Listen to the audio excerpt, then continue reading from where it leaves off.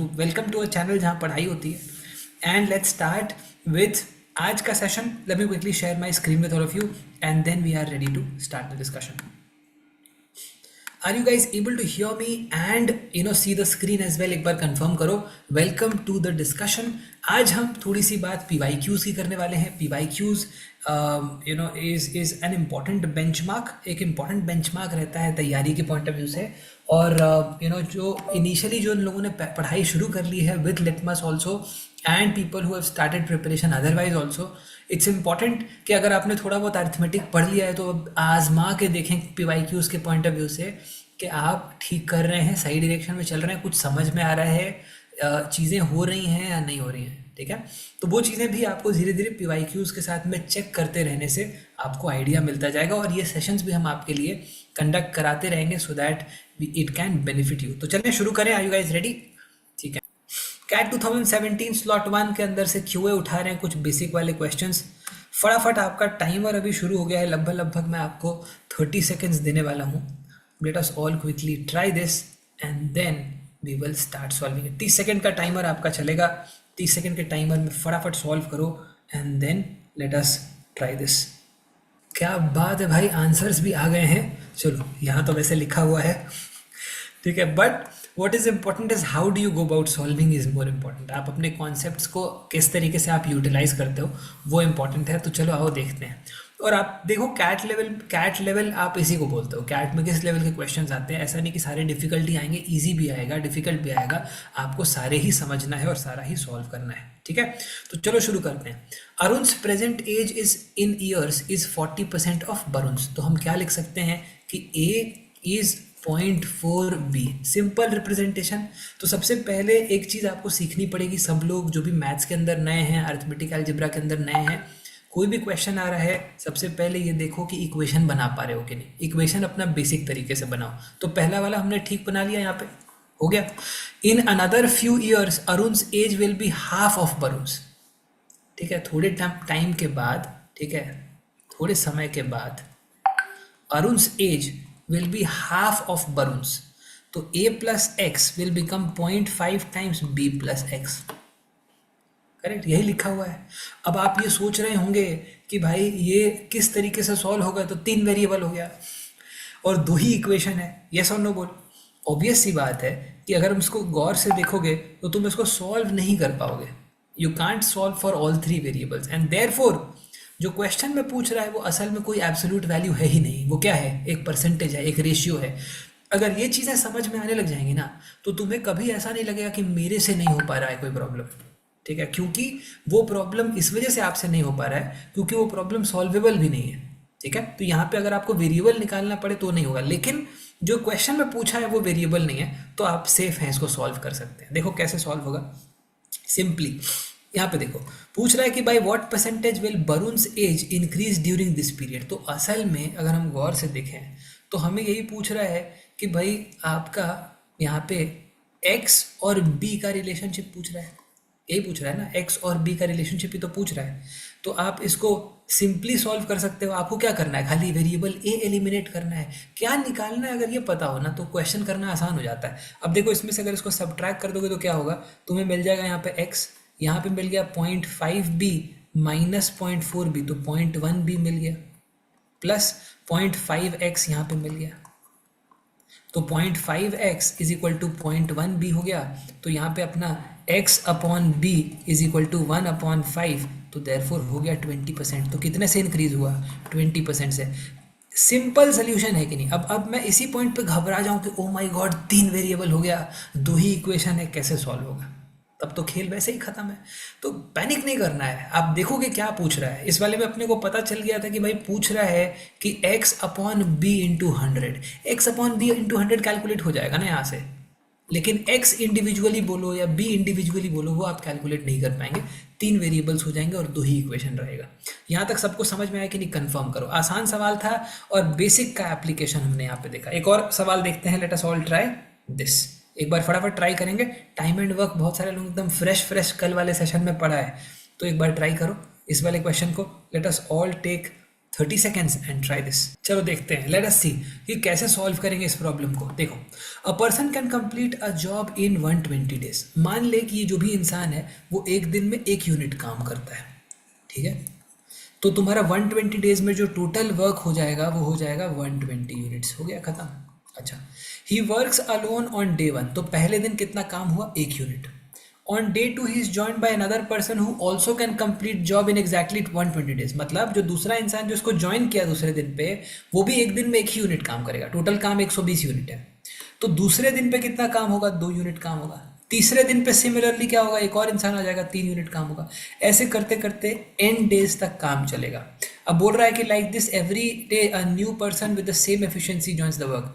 How many days are required to complete the job? तो 1 + 2 + 3 + dot dot dot N is equal to हो जाएगा 120। यहाँ तक सब लोगों को समझ में आया कि नहीं? कंफर्म कर दो चैट में। सिंपल इक्वेशन यहाँ पे बन गया, ठीक है।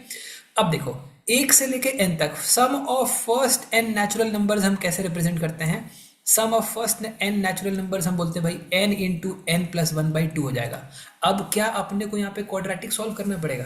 क्वाड्रेटिक सॉल्व करेंगे तो थोड़ा टाइम लगेगा, ठीक है। क्योंकि अगर for example let's say multiply करेंगे फिर मिडिल टर्म स्प्लिट करेंगे, मिडिल टर्म स्प्लिटिंग के लिए ढूंढना पड़ेगा।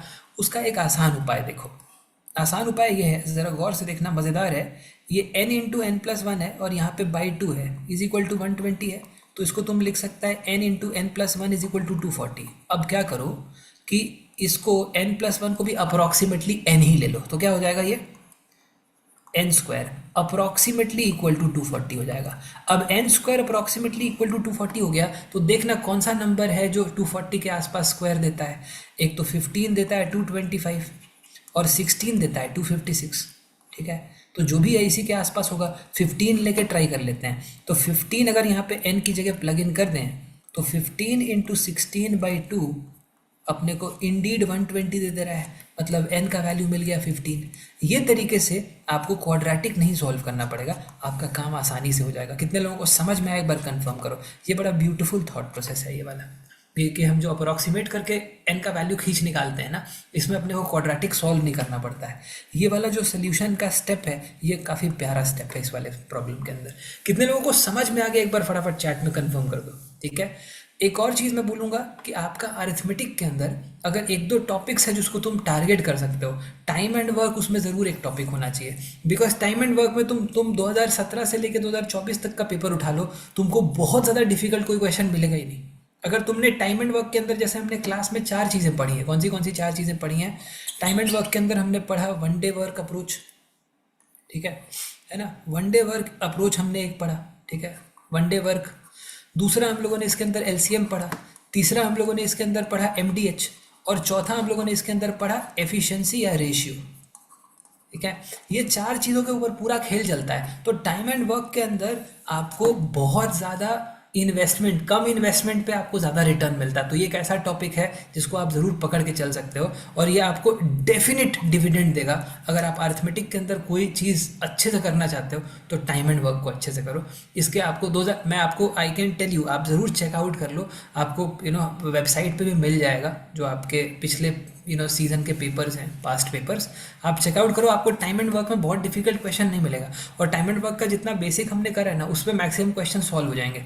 आगे चलते हैं, let's quickly move forward to the next one. इसको ट्राई कर लो एक बार, आसान क्वेश्चन है। Let me again give you all a quick 30 seconds and let's try this. तुम पहले फटाफट इसको निपटाओ, फिर अपन लोग मिलकर निपटा तो देंगे ही ना। चलो ट्राई करते हैं। ऑल राइट, काफ़ी सारे लोगों ने इसको सॉल्व कर डाला भाई, मज़ा ही मज़ा। आओ देखो इसको सॉल्व करते हैं। Let us see, an elevator has a weight limit of 630 kg. It is carrying a group of people whom the heaviest weighs 57 and lightest weighs 53. बढ़िया है। तो लाइटेस्ट हमारा 53 है और हेवीएस्ट 57 है। इसी रेंज में सब कुछ चल रहा है, सारे लोग इसी रेंज में ऑपरेट कर रहे हैं।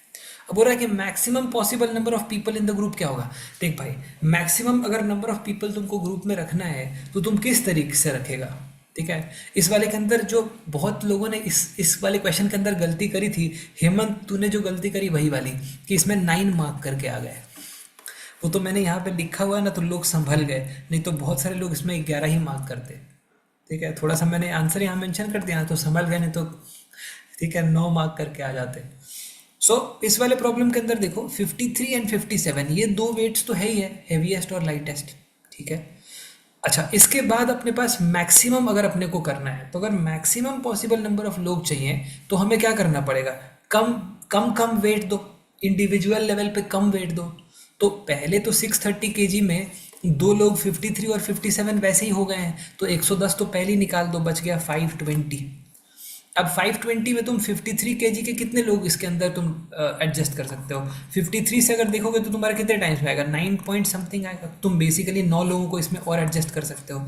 तो टोटल तुम कितने लोगों को यहाँ पे, मैक्सिमम कितने लोगों को तुम इसमें ले सकते हो? ये इफेक्टिवली तुम्हारा 9 plus this guy and this guy, तो आपका 9 2 11 हो जाएगा। ठीक है, तो आंसर इसका हो जाएगा आपका 11। कितने लोगों को समझ में आया? है ना?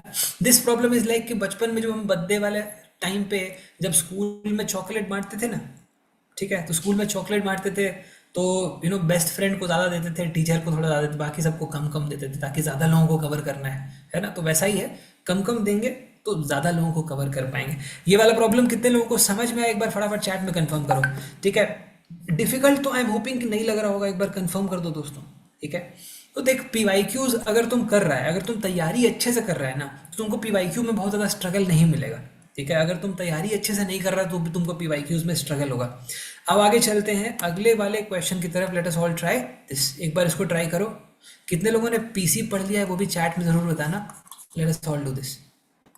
ऑल राइट, चलो इस वाले में देखो प्रोडक्ट कॉन्स्टेंसी अप्लाई कर देंगे, बट प्रोडक्ट कॉन्स्टेंसी कितने लोगों ने पढ़ा हुआ है पहले वो चैट में बताओ। ऐसा तो नहीं हो सकता है कि कोई नहीं पढ़ा है, पढ़ के बैठा हुआ भाई, क्लास में पढ़ाया है। एक बार फटाफट चैट में कंफर्म करेंगे कि प्रोडक्ट कॉन्स्टेंसी पढ़ा हुआ है। अगर पढ़ा हुआ है तो क्वेश्चन तुम्हारा हो जाएगा। और देख लो तुम्हारे सामने है कि कैट में तुम्हारा पीसी अप्लाई होता है कि नहीं होता है। ये देख लो, कैट का क्वेश्चन है और तुम में इसमें बड़े प्यार से अपन लोग पीसी लगाएंगे। पहले कंफर्म करो पीसी कितने लोगों को क्लियर है, एक बार फटाफट चैट में बताओ। पीसी कितने लोगों को क्लियर है, एक बार फटाफट चैट में बता दो, उसके बाद चलते हैं आगे। बताओ भाई। ठीक है, गुंजन, मुस्कान, नूपुर, बाकी सब लोगों ने पढ़ लिया है, कंफर्म कर दो। ठीक है, और क्लासरूम सेशन मिस मत करो भाई, खाली यूट्यूब पे आने से मज़ा नहीं आएगा। क्लासरूम वाले सेशन में बैठो, कॉन्सेप्ट्स को अच्छे से समझो। इधर तो एप्लीकेशन कर रहे हैं, समझ रहे हैं वहाँ पे प्रॉपरली, और डाउट्स भी सॉल्व कर रहे हैं 100% एफिशिएंसी। अब यहाँ देखो, late us all try this. A man leaves his home and walks at a speed of 12 km per hour, reaching the railway station 10 minutes after the train had departed.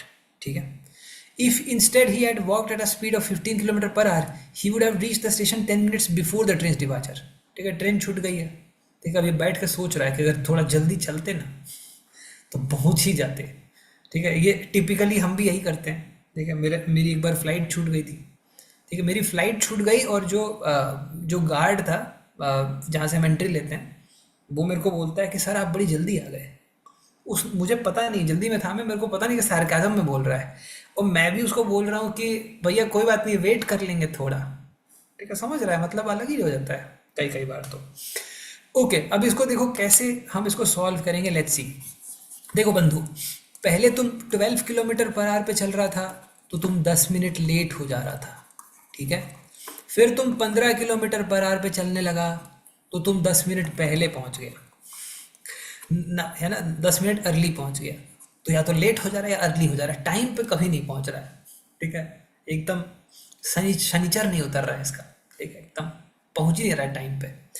अब देखो हो क्या रहा है, प्रोडक्ट कॉन्स्टेंसी कैसे लगाएंगे? Product constituency ये बोलता है कि आपका कभी भी when ever two variables product is a constant, अगर एक वेरिएबल आपका 1/x से इंक्रीज होगा तो दूसरा वेरिएबल 1/x+1 से रिड्यूस हो जाएगा। तो यहाँ पे आपका स्पीड अगर 1/4 से इंक्रीज हो रहा है तो टाइम 1/5 से रिड्यूस होना चाहिए। तो ओरिजिनल वाले केस में जब 12 किलोमीटर पर आवर पे चल रहा था, मान लो उसको घर से अपना स्टेशन पहुंचने में टी टाइम लगता, वो रिड्यूस हो जाएगा 1/5 से, तो t/5 का रिडक्शन होगा। पहले वाले केस से दूसरे वाले केस में जो रिडक्शन होगा वो होगा t/5। और एक्चुअली कितना रिडक्शन हो रहा है?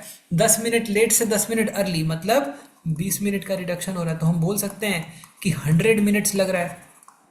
तो ओरिजिनल वाले केस में, इस वाले केस में इसको 100 मिनट्स लग रहा है घर से रेलवे स्टेशन जाने में। तो भाई मेरे बोल रहा है कि the distance from his home to the railway station is, distance calculate कर ले, स्पीड तुझे पता ही है, टाइम तुझे पता ही है। कितने लोगों को समझ में आया कंफर्म करो। 12 kilometre per hour into 100 minutes है, उसको 60 से डिवाइड कर दो, ये आपका 5 टाइम्स में, आपका 20 टाइम्स में, तो आंसर हो गया आपका 20 किलोमीटर्स। कितने लोगों को समझ में आया कंफर्म करो। कितना प्यारा एप्लीकेशन है प्रोडक्ट कॉन्स्टेंसी का। अगर क्लियर है ना तो तुम चैट में प्रोडक्ट कॉन्स्टेंसी लिखो, ठीक है। Product constancy is one of the favourite concepts of CAT, ठीक है। कैट का एक फेवरेट कॉन्सेप्ट है, ठीक है। कैट के ना कुछ बड़े प्यारे लाडले कॉन्सेप्ट्स हैं, उसमें से एक लाडला कॉन्सेप्ट प्रोडक्ट कॉन्स्टेंसी है, एक और लाडला कॉन्सेप्ट AMGM है, कुछ और भी लाडले कॉन्सेप्ट्स हैं जिनके बारे में आपको बताएंगे, ठीक है। But PC is certainly one very important topic. अगर इसको आपने अच्छे से करा है तो कुछ क्वेश्चंस ऐसे एकदम केक वॉक की तरह होंगे, एकदम प्यार से होंगे, मजा आ जाएगा। कितने लोगों को क्लियर, एक बार फटाफट चैट में कंफर्म करो। PC क्लियर हुआ, एप्लीकेशन क्लियर हुआ और PYQ में भी क्लियर हो गया, ठीक है। तो प्रीवियस ईयर क्वेश्चंस के अंदर भी आपका अप्लाई हो जाएगा। तो जो तुम क्लास में पढ़ रहे हो, the session that we are doing at this point in time is also to help us all realise कि जो पढ़ा है वो देखो अप्लाई हो जाता है, ठीक है। क्लियर है ना। शुभम भी बोल रहा है कि भाई वी एडेड 10 and 10। देखो शुभम समझो, यहाँ पे 10 मिनट लेट हुआ था, ठीक है ना। यहाँ पे 10 मिनट लेट हुआ था और यहाँ पे 10 मिनट अर्ली आ गया था, ठीक है। तो दोनों केस में असल में अगर देखें टाइम डिफरेंस, तो वो टाइम डिफरेंस कितना हो रहा है, 20 मिनट्स हो रहा है ना। समझ में आया कि नहीं, कंफर्म करो, ठीक है। यहाँ तक ठीक है। अपूर्वा जो तुम कर रहे हो ना 12 into for example let's say T, ठीक है, उसमें 10 मिनट ज़्यादा लग रहा है, ठीक है। तो 12 इंटू टी प्लस 10 क्यों कर रहे हो। अगर तुम्हारा ओरिजिनल सिनेरियो में, ठीक है, अगर तुम फॉर एग्जाम्पल इस तरीके से लेके चल रहे हो कि t+10 और t-20 कर सकते हो, तुम उसको इसको इक्वेशन बना के भी सॉल्व कर सकते हो। But the idea of product constancy is कि तुम्हारे को टाइम ऑप्टिमाइज करके हेल्प करता है। It helps you optimise your time, तो वो बहुत इंपॉर्टेंट है। अगर हमको इक्वेशन से बना के करना होगा तो टाइम वेस्ट होगा, ठीक है। वो बहुत आसानी से सॉल्व कर देता है और बहुत ईजी सोल्यूशन होता है, ठीक है। तो प्रोडक्ट कॉन्स्टेंसी को एक बार अपूर्वा अच्छे से समझो। टाइम एंड वर्क वाले, टाइम स्पीड डिस्टेंस वाले सेशंस, अभी हम टाइम स्पीड डिस्टेंस का डीप डाइव भी कर रहे हैं एक ग्रुप के अंदर, ठीक है, जिसके अंदर अभी हम इसको एक बार और बराबर से डिस्कस करेंगे। रिलेटिव स्पीड, कंबाइंड स्पीड का कॉन्सेप्ट, एवरेज स्पीड का concept, product constancy, tracks and races, ये सारे बड़े इंपॉर्टेंट टॉपिक्स हैं। इनको तुमने छोड़ दिया तो भाई टाइम स्पीड डिस्टेंस मतलब उड़ा डालेगा, तो बी वेरी वेरी केयरफुल, ठीक है। टाइम स्पीड डिस्टेंस को एकदम हल्के में नहीं लेने का। अब आगे चलते हैं, एक और क्वेश्चन दिखाता हूँ, इसको ट्राई कर लो। यू हैव ऑल राइट बंधु, आओ देखें इस वाले को कैसे सॉल्व करेंगे। Let's figure out, let's try this. देखो, Ravi invests 50% of his monthly savings, ठीक है, in fixed deposits, 30% of the rest of the savings is invested in stocks and the rest goes into savings bank account। तो सबसे पहले हो क्या रहा है कि 50% जो उसकी मंथली सेविंग्स है उसको फिक्स डिपॉजिट में डाल दे रहा है, ठीक है। 30% ऑफ द रेस्ट, तो 30% ऑफ द रेस्ट मतलब रिमेनिंग 50% का 30%, तो 50% का 30% मतलब कितना हुआ, 15%, है ना। तो 15% कहाँ जा रहा है तुम्हारा, ठीक है। 30% of the rest is invested in stocks, तो ये तुम्हारा स्टॉक में चला गया, ये तुम्हारा सेविंग्स में चला गया, and the rest goes into Ravi's savings bank account, ठीक है। तो ये तुम्हारा कहाँ पे जा रहा है, ये तुम्हारा FD में जा रहा है ये वाला, और जो रिमेनिंग है 50 और 15 तुम्हारा 65 हो गया, रिमेनिंग बच गया 35%। 35% कहाँ पे जा रहा है, वो तुम्हारा जा रहा है सेविंग्स बैंक अकाउंट में, ठीक है। सेविंग्स बैंक अकाउंट में जा रहा है तुम्हारा 35%, है ना। अब देखो देवांशु बोल रहा है ये सब क्वेश्चंस कैट में आए हैं, ये विश्वास नहीं हो रहा। देख पढ़ लेगा अच्छे से तो यही होगा, अगर तुम अच्छे से तैयारी कर रहे हो तो तुमको ठीक लगेगा, ठीक है। Now if the total amount deposited by him in the bank is ₹59,500, तो बैंक में वो टोटल कितना डिपॉजिट किया। देखो जो सेविंग्स बैंक अकाउंट में डाला या FD में डाला, सब बैंक में ही डाला है ना, तो 85% जो है वो जो डाला है बैंक में वो 59,500 है। तो रिमेनिंग अमाउंट क्या हो जाएगा, what's going to be the remaining amount in this case. If 85% is corresponding to 59,500, then 100% is going to correspond to 100 upon 85 into 59,500। This is 20, इसको ऐसे ही रहने देते हैं। 5 if I take 17, 5 times 17 I have 3 times and then 5 times 3,500, and this gives you a 700 to 100 gives you a 70K। so that's the answer in this question। is this clear to everybody? एक बार फटाफट chat में confirm करो। सब लोगों को समझ में आया कि नहीं? देख, अगर अच्छे से पढ़ाई करेगा तो तुम्हारे पीवाईक्यूज भी एकदम मक्खन की तरह सॉल्व होंगे, ठीक है? Is what I am really trying to say, कि तुम्हारे पीवाईक्यूज भी बड़े प्यार से सॉल्व होंगे अगर तुम अच्छे से तैयारी कर रहे हो, अगर समझ के कर रहे हो, प्रॉपरली चीज़ों को कर रहे हो, पीसी को अच्छे से समझ रहे हो, परसेंटेजेस को अच्छे से समझ रहे हो, एवरेजेस। और हम अभी देखो, प्राइमरली अभी हम अलजेब्रा नहीं उठा रहे, हम अरिथमेटिक वाले डील कर रहे हैं, बिकॉज अरिथमेटिक मैक्सिमम लोगों ने पढ़ लिया अभी, तो हम अरिथमेटिक ही उठा रहे हैं। अब आगे चलते हैं, let us all try this. PNL सब लोगों ने पढ़ा हुआ है, इसको ट्राई करो, 30 सेकेंड्स है तुम्हारे पास। ऑल राइट, काफ़ी लोगों ने इस वाले के अंदर भी सॉल्व कर लिया। आओ देखें। If a seller gives a discount of 15% on the retail price, she still makes a profit of 2%, ठीक है? Which of the following ensures that she makes a profit of 20%, तो वो 20% का प्रॉफिट बनाए, ये कौन सा वाला इंश्योर करता है, ठीक है? अब इसके अंदर ये वाले ऑप्शंस दिए हुए हैं। सबसे पहले मेरे को सब लोग फटाफट चैट में ये कंफर्म करेंगे कि इस वाले क्वेश्चन में can I start with a constant या I have to take a variable. ये कांस्टेंट वर्सेस वेरिएबल में बहुत सारे लोग कंफ्यूज रहते हैं। उनको लगता है कि आज ट्यूसडे है तो आज वेरिएबल लेना है, कल वेंसडे है तो कल कांस्टेंट लेना है। इसका बहुत सॉलिड लॉजिक है, बहुत प्योर प्ले लॉजिक है। मतलब ऐसा नहीं है कि आज दिन रविवार है तो आज कांस्टेंट लेंगे, ऐसा नहीं है। आप इस वाले प्रॉब्लम में कांस्टेंट लेके स्टार्ट कर सकते हो। देखो, जहाँ पे तेरे पास कांस्टेंट और वेरिएबल में चॉइस हो तो तुम वहाँ पे प्रेफर हमेशा कांस्टेंट को ही करोगे, बिकॉज कांस्टेंट में सॉल्व करना रिलेटिवली आसान होता है, ठीक है? लेकिन अगर क्वेश्चन में ही कुछ एब्सोल्यूट वैल्यूज हो तो कांस्टेंट आपको नहीं उठाना चाहिए, बिकॉज वो प्रॉब्लम को फंसा देता है, बिकॉज वो एक वन ऑफ केस है। उस सिनेरियो में आपको वेरिएबल लेके स्टार्ट करना पड़ता है। ये वाला आई एम होपिंग कि सबको समझ में आया होगा, ठीक है? आप और सॉल्व करेंगे तो आपको और समझ में आएगा। For all of you who are watching this, people who are part of Litmus, not part of Litmus, make sure कि पूरा अच्छे से समझ के जाओ। So if you have anything, do make sure that you drop in the comments and will obviously take that up as well, ठीक है? चलो आगे चलते हैं, ठीक है? यहाँ तक ठीक चल रहा है, मजा आ रहा है कि नहीं? एक बार फटाफट चैट में बताओ, ठीक है? If you believe that this is helpful, do make sure that you like this, ठीक है? एंड पूरा का पूरा प्लान आपका चलने वाला है आपके क्लासरूम सेशंस के अलावा। We are going to have a lot of important learnings through YouTube also, so do make sure that you subscribe it is well. चलो आओ आगे देखें। If a seller gives a discount of 15% on retail price, still makes a profit of 2%, तो यार ये ज़रा गौर से देखो कि अगर मान लें हम फॉर एग्जांपल इस तरीके से सोच के चलें कि भाई 100 रुपीज़ का कॉस्ट प्राइस है, 2% का प्रॉफिट है, मतलब 1.02 का मल्टीप्लायर होगा तो 102 का तेरा सेलिंग प्राइस हो गया। अब 15% का तुम्हारा इस केस में डिस्काउंट है, तो 15% का डिस्काउंट मतलब डिस्काउंट मल्टीप्लायर हो गया 0.85। कन्फर्म करो फटाफट चैट में। तो अगर 0.85 से डिवाइड कर दें तो अपने को यहाँ पे सेलिंग प्राइस मिल जाएगा। सेलिंग प्राइस कितना होगा? देखो यहाँ से इंटू 100 ले लिया, 17, यहाँ पे अभी 17 टाइम्स में, 20 टाइम्स में, ये आपका 6 हो गया, तो 6 इंटू 20 क्या हो गया? 120। तो आपका ये जो सिनेरियो है जिसमें ये जो सेलर ऑपरेट कर रहा है, तो अपने को समझ में आ गया कि मार्क प्राइस तुम्हारा 120 है, सेलिंग प्राइस इस केस में 102 आ रहा है, और कॉस्ट प्राइस कितना आ रहा है?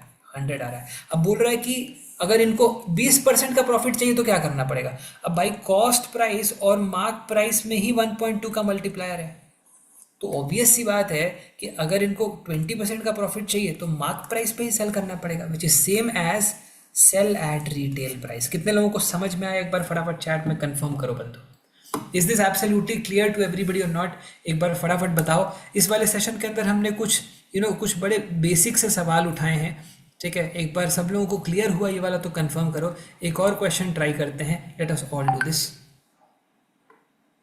चलो आओ देखते हैं, सब लोगों ने ट्राई कर लिया, इसको देखते हैं। Let us all try this, थोड़ा सा इसको ट्राई करते हैं, फिर we'll call it a day. I am hoping कि आज का दिन आपका मज़ेदार रहा होगा। कुछ हमने बड़ी इंटरेस्टिंग पढ़ाई क्लासरूम के अंदर भी कर ली, थोड़ा हमने यूट्यूब पे भी कर लिया, थोड़ा अपने डीपीपी सॉल्व कर लिया, मज़ा आ गया। चलो अब देखते हैं। तो रोज़ अपना रिगर बना के तैयारी करो। अपने को अगर अच्छा परसेंटाइल लेके आना तो रोज़ मेहनत करनी होगी, ठीक है? Let us all do this. A man travels by a motor boat down a river to his office and back, ठीक है? बढ़िया मस्त चल रहा है। With the speed of the river unchanged, if he doubles the speed of his motor boat then his total travel time gets reduced by 75%. The ratio of the original speed of the motor boat to speed of the river is, think about it. मान ले कि जो भी distance है, ठीक है, मान लो distance है इसका let's say d, okay? Let us से कि जो बोट है, बोट का स्पीड a ले लेते हैं, ठीक है। और या फिर फॉर एग्जांपल बोट का स्पीड x ले लेते हैं, कंफ्यूजन नहीं होगा, और रिवर का स्पीड ले लेते हैं y, what ever that speed is. तो पहले वाले सिनेरियो में हमको ये दिया हुआ है कि भाई d अपॉन, तुम्हारा पहले वाले केस में क्या होगा, बोट्स एंड स्ट्रीम्स में हम लोगों ने एक चीज़ पढ़ी थी कि अगर फॉर एग्जांपल एक तरफ डाउन स्ट्रीम जा रहा है तो दूसरी तरफ क्या होगा, अप स्ट्रीम होगा, है ना। अब बोल रहा है कि if he doubles the speed, तो पहले वाले सिनेरियो में क्या होगा कि d upon x plus y plus d upon x minus y, ठीक है। Travels by down to a river and back, तो डाउन स्ट्रीम भी मिलेगा, अप स्ट्रीम भी मिलेगा, डिस्टेंस d है, तो इस तरीके से आपका what ever that time is, let's say t, ठीक है। दूसरा सिनेरियो इसके अंदर क्या बन रहा है, देखो दूसरा सिचुएशन बन रहा है कि आपका d upon two x plus y, अपना स्पीड डबल कर दिया, और plus d upon two x minus y, तो बोल रहा है कि आपका total time gets reduced by 75%, तो 3/4 से रिड्यूस हो गया, तो असल में टाइम हो गया t/4। एक बार फटाफट सब लोग चैट में कंफर्म करेंगे। अब देख, इसको देख के फिर से लगेगा, ठीक है, जैसा पहले वाले क्वेश्चन में लगा ना कि ओ माय गॉड कितने वेरिएबल्स हो गए, कि x एक वेरिएबल है, y है, d है, t है, क्या करना है इसका। प्यारी बात यह है कि इसको अगर थोड़ा सा सॉल्व करोगे ना तो तुम्हें एक बहुत ही इंटरेस्टिंग चीज़ दिखाई देगी। देखो अगर इसको थोड़ा सा सॉल्व किया, ठीक है, if you just solve this a little bit, तो तुम्हें क्या मिल जाएगा, 2x मिल जाएगा, और इधर पे नीचे तुम्हें x square minus y square मिल जाएगा, और यहाँ पे तुमको t मिल जाएगा, और यहाँ पे तुमको d मिल जाएगा। सिमिलरली अगर इसको सॉल्व करोगे तो यहाँ पे 2x प्लस 2x 4x मिल जाएगा, 4x इंटू डी हो जाएगा, और नीचे तुम्हें मिल जाएगा 4x square minus y square. अब अगर तुम इसको गौर से देखो कि अब अगर मैं इन दोनों को डिवाइड कर दूं तो पूरा का पूरा खेल x और y में आ जाएगा, d भी उड़ जाएगा और t भी उड़ जाएगा, दो वेरिएबल उड़ जाएंगे।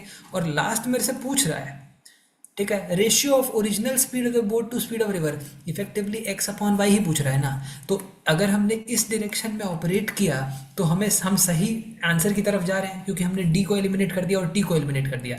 जब आप सोल्यूशनिंग कर रहे हो ना, तो आप किस डायरेक्शन में चल रहे हो वो इसी बात पर डिपेंड करता है कि चाहिए क्या फाइनली।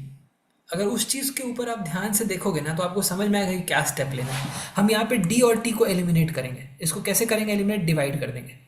तो डिवाइड करेंगे तो क्या होगा, ये d कैंसिल हो गया, इधर भी डिवाइड किया तो t कैंसिल हो गया, 4 आपका इधर न्यू आ गया इक्वल टू में आ गया 4। यहाँ पे देखो x कैंसिल हो गया, ये आपका 2 टाइम्स में आ जा रहा है, ठीक है। तो आपको फाइनली क्या मिला, 4x square minus y square upon x square minus y square is equal to, ये 2 इंटू 4 इज इक्वल टू 8 हो गया। तो 4x square minus y square is equal to 8x square minus 8y square हो गया। अब obvious सी बात है कि यहाँ पे 7y square is equal to 4x square हो जाएगा। अब आपको चाहिए क्या, x अपॉन वाई चाहिए, तो वो आपका हो जाएगा √7/4, मतलब √7:2। आंसर हो गया, आंसर ऑप्शन बी। कितने लोगों को समझ में आ गया, एक बार कंफर्म करो। तो आपका इक्वेशन बनते ही घबरा नहीं जाना है कि ओ माय गॉड इतने वेरिएबल्स, अब तो मेरे से नहीं हो पाएगा। थोड़ा देखो ना ध्यान से, ठीक है, तुम्हें क्या चाहिए। इस वाले क्वेश्चन में भी देखो, पहले वाले क्वेश्चन की तरह तुम्हें कोई एब्सोल्यूट वैल्यू नहीं पूछा है, क्या पूछा है, रेशियो पूछा है। ऐसे टाइप के प्रॉब्लम में जहाँ पे इक्वेशन कम हो और वेरिएबल ज़्यादा हो, उसमें तुम्हें जनरली वो रेशियो पूछेगा, परसेंटेज पूछेगा, तो घबराना नहीं, ठीक है। रेशियो बता सकता है तुम, परसेंटेज तुम बता सकता है, एब्सोल्यूट वैल्यू नहीं बता पाएगा, क्योंकि 4 वेरिएबल्स हो गए और 2 ही इक्वेशन दिया, तो एब्सोल्यूट वैल्यूज नहीं निकलेंगे, बट रेशियोज कैलकुलेट हो जाएंगे। कितने लोगों को समझ में आया, एक बार फटाफट चैट में कंफर्म करेंगे। तो हम let us all take quick 30-40 seconds लो और फटाफट बताओ, फिर इसको डिस्कस करते हैं। ऑल राइट, कितने लोगों ने इसको सॉल्व कर लिया, एक बार फटाफट जरूर बताइए चैट में। You can share your answers. Let me quickly now dig into this and try to solve this. चलो देखते हैं। Suppose C1, C2, C3, C4, C5 are 5 companies. The profits made by C1, C2, C3 are in the ratio 9, 10 and 8, while the profit made by C2, C4, C5 are in the ratio 18, 19 and 20। इस ratio में दिया हुआ है। अब बोल रहा है कि C5 made a profit of 19 crore more than C1। अब सबसे पहले देखो इस वाले को कैसे सॉल्व करें। अपने पास एक कॉमन एलिमेंट है, कॉमन एलिमेंट कौन है, C2। यहाँ पे 10 है, यहाँ पे 18 है, तो one very simple way is कि इन दोनों को इक्वेट कर दे, तो ये जो रेशियोज हैं वो सेम लेवल पे आ जाएंगे। अब कैसे इक्वेट करें, 10 और 18 का एलसीएम ले लो। अब 10 18 का एलसीएम क्या आ जाएगा, फटाफट बताओ, 90 बन जाएगा।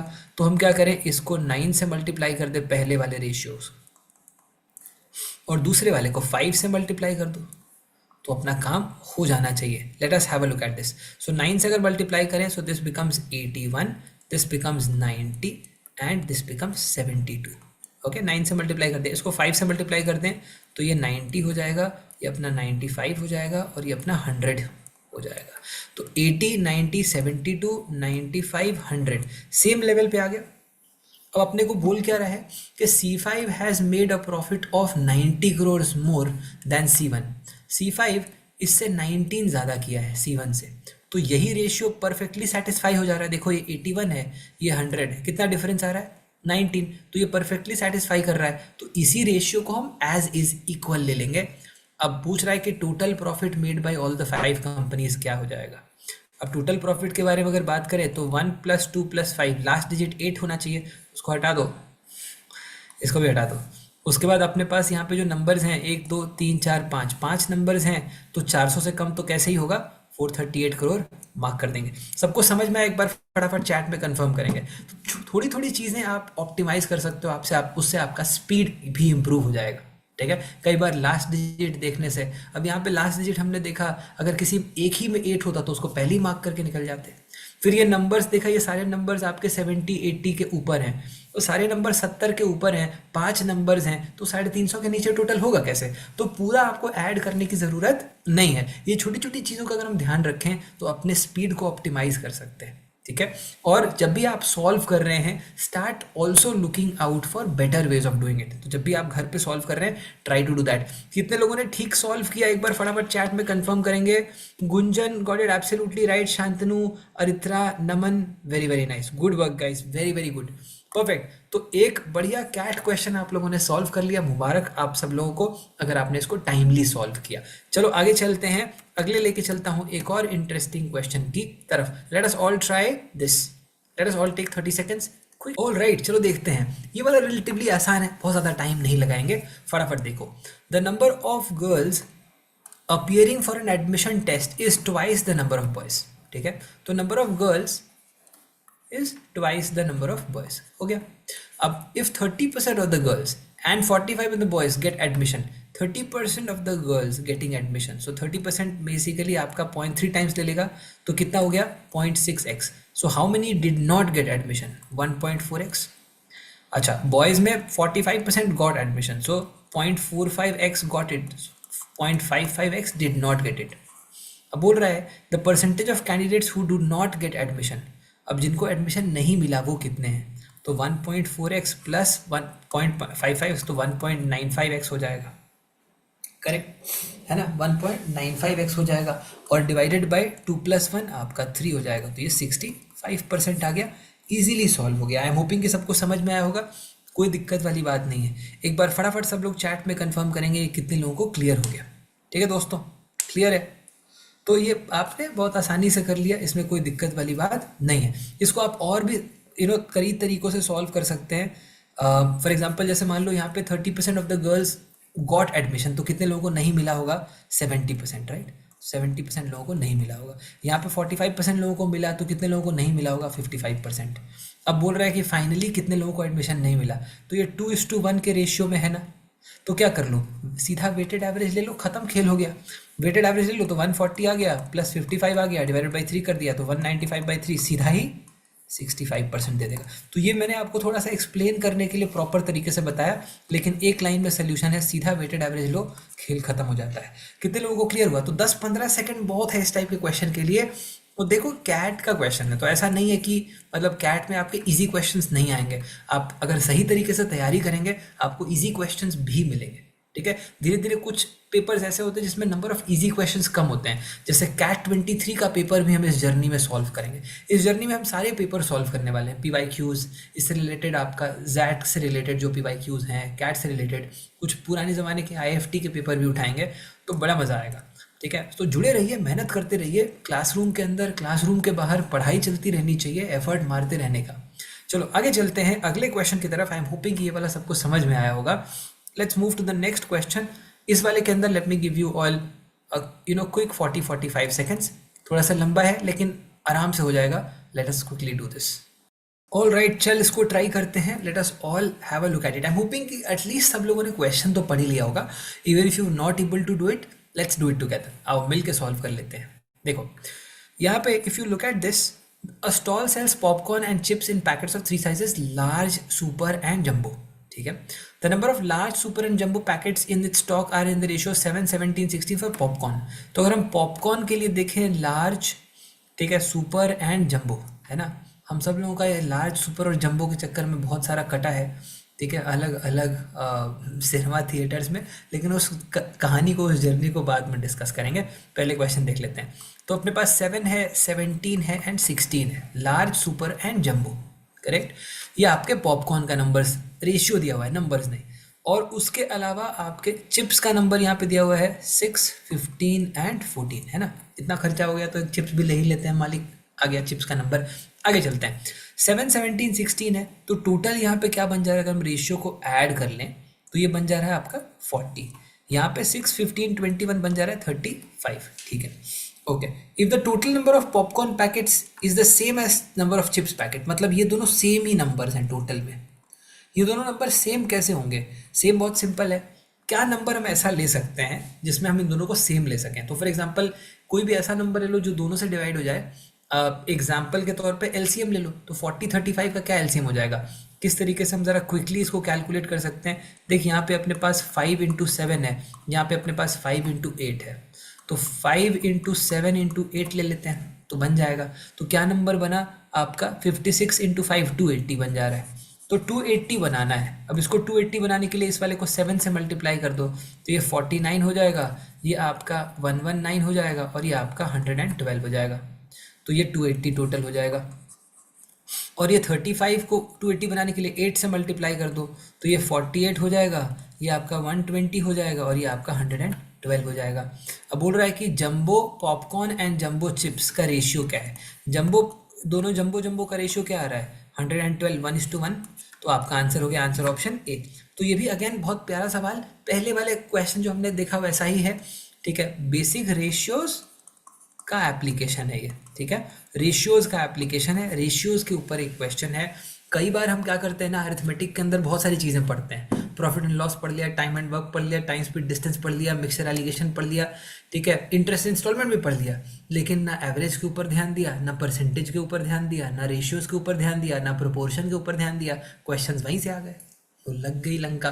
तो इस वाली चीज़ों के ऊपर भी ध्यान देना है आपको कि ये जो आपके बेसिक हैं अरिथमेटिक के, इनको पहले प्रॉपरली क्लियर करना ज़रूरी है. ठीक है. इन चीज़ों के ऊपर भी ध्यान देना ज़रूरी है बिकॉज कैट वाले आपके इन एलिमेंट्स के ऊपर भी क्वेश्चन ज़रूर बनाएंगे.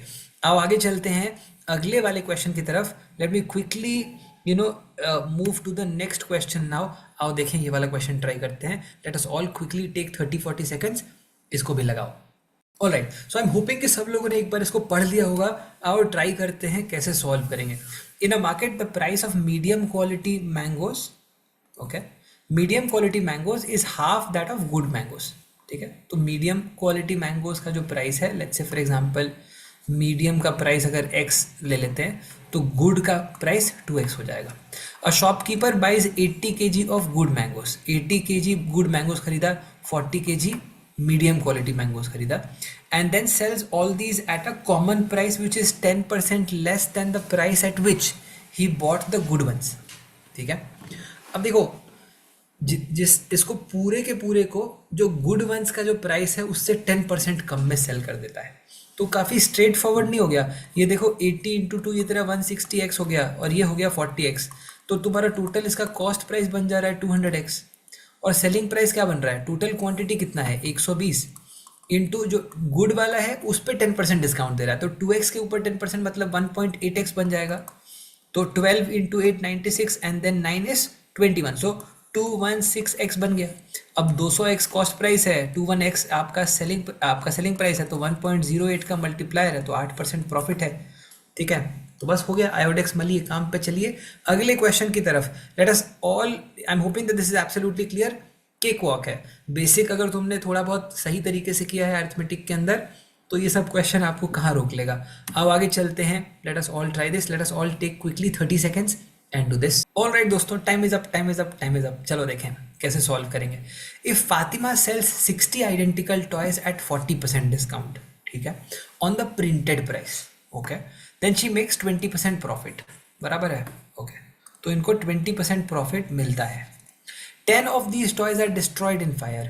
While selling the rest, how much discount should be given, okay, on the printed price so that she can make the same amount of profit? ठीक है, तो अब इस वाले सिनेरियो में डिस्काउंट ऑब्वियसली आपको कम करना पड़ेगा, इतना तो आपको समझ में आ ही रहा होगा, ठीक है, लेकिन कितना कम करना पड़ेगा?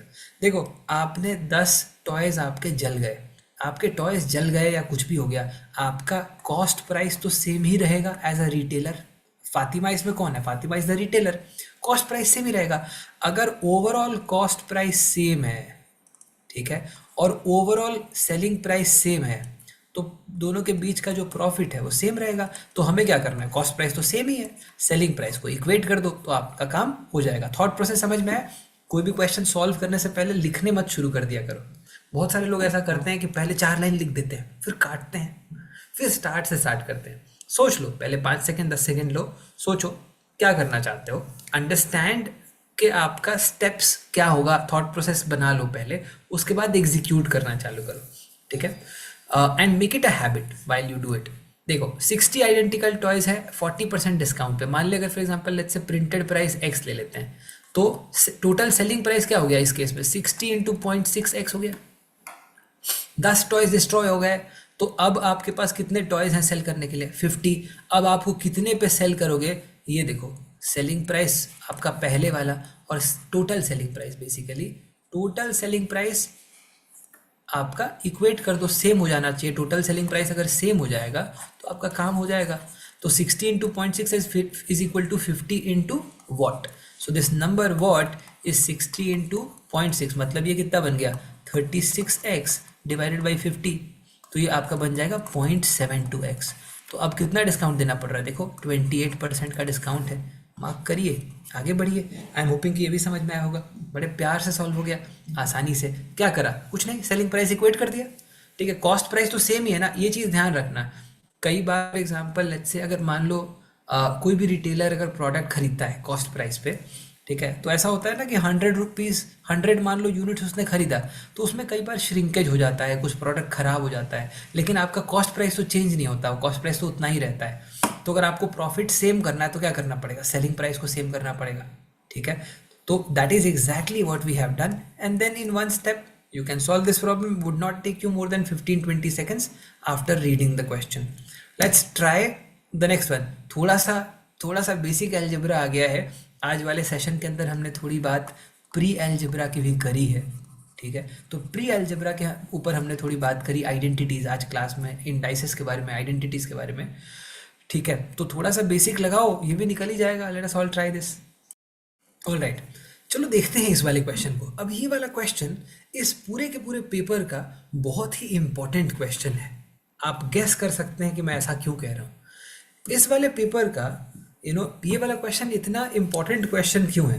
बिकॉज ये वाला जो क्वेश्चन है, इस टाइप के क्वेश्चन को बोलते हैं स्पीड ब्रेकर, ठीक है. बिकॉज इस वाले पेपर में जो 2017 का पेपर था, उस वाले पेपर में देखो इसके पहले क्या चल रहा है? Arithmetic MBA certification course, arithmetic चल रहा है, ठीक है.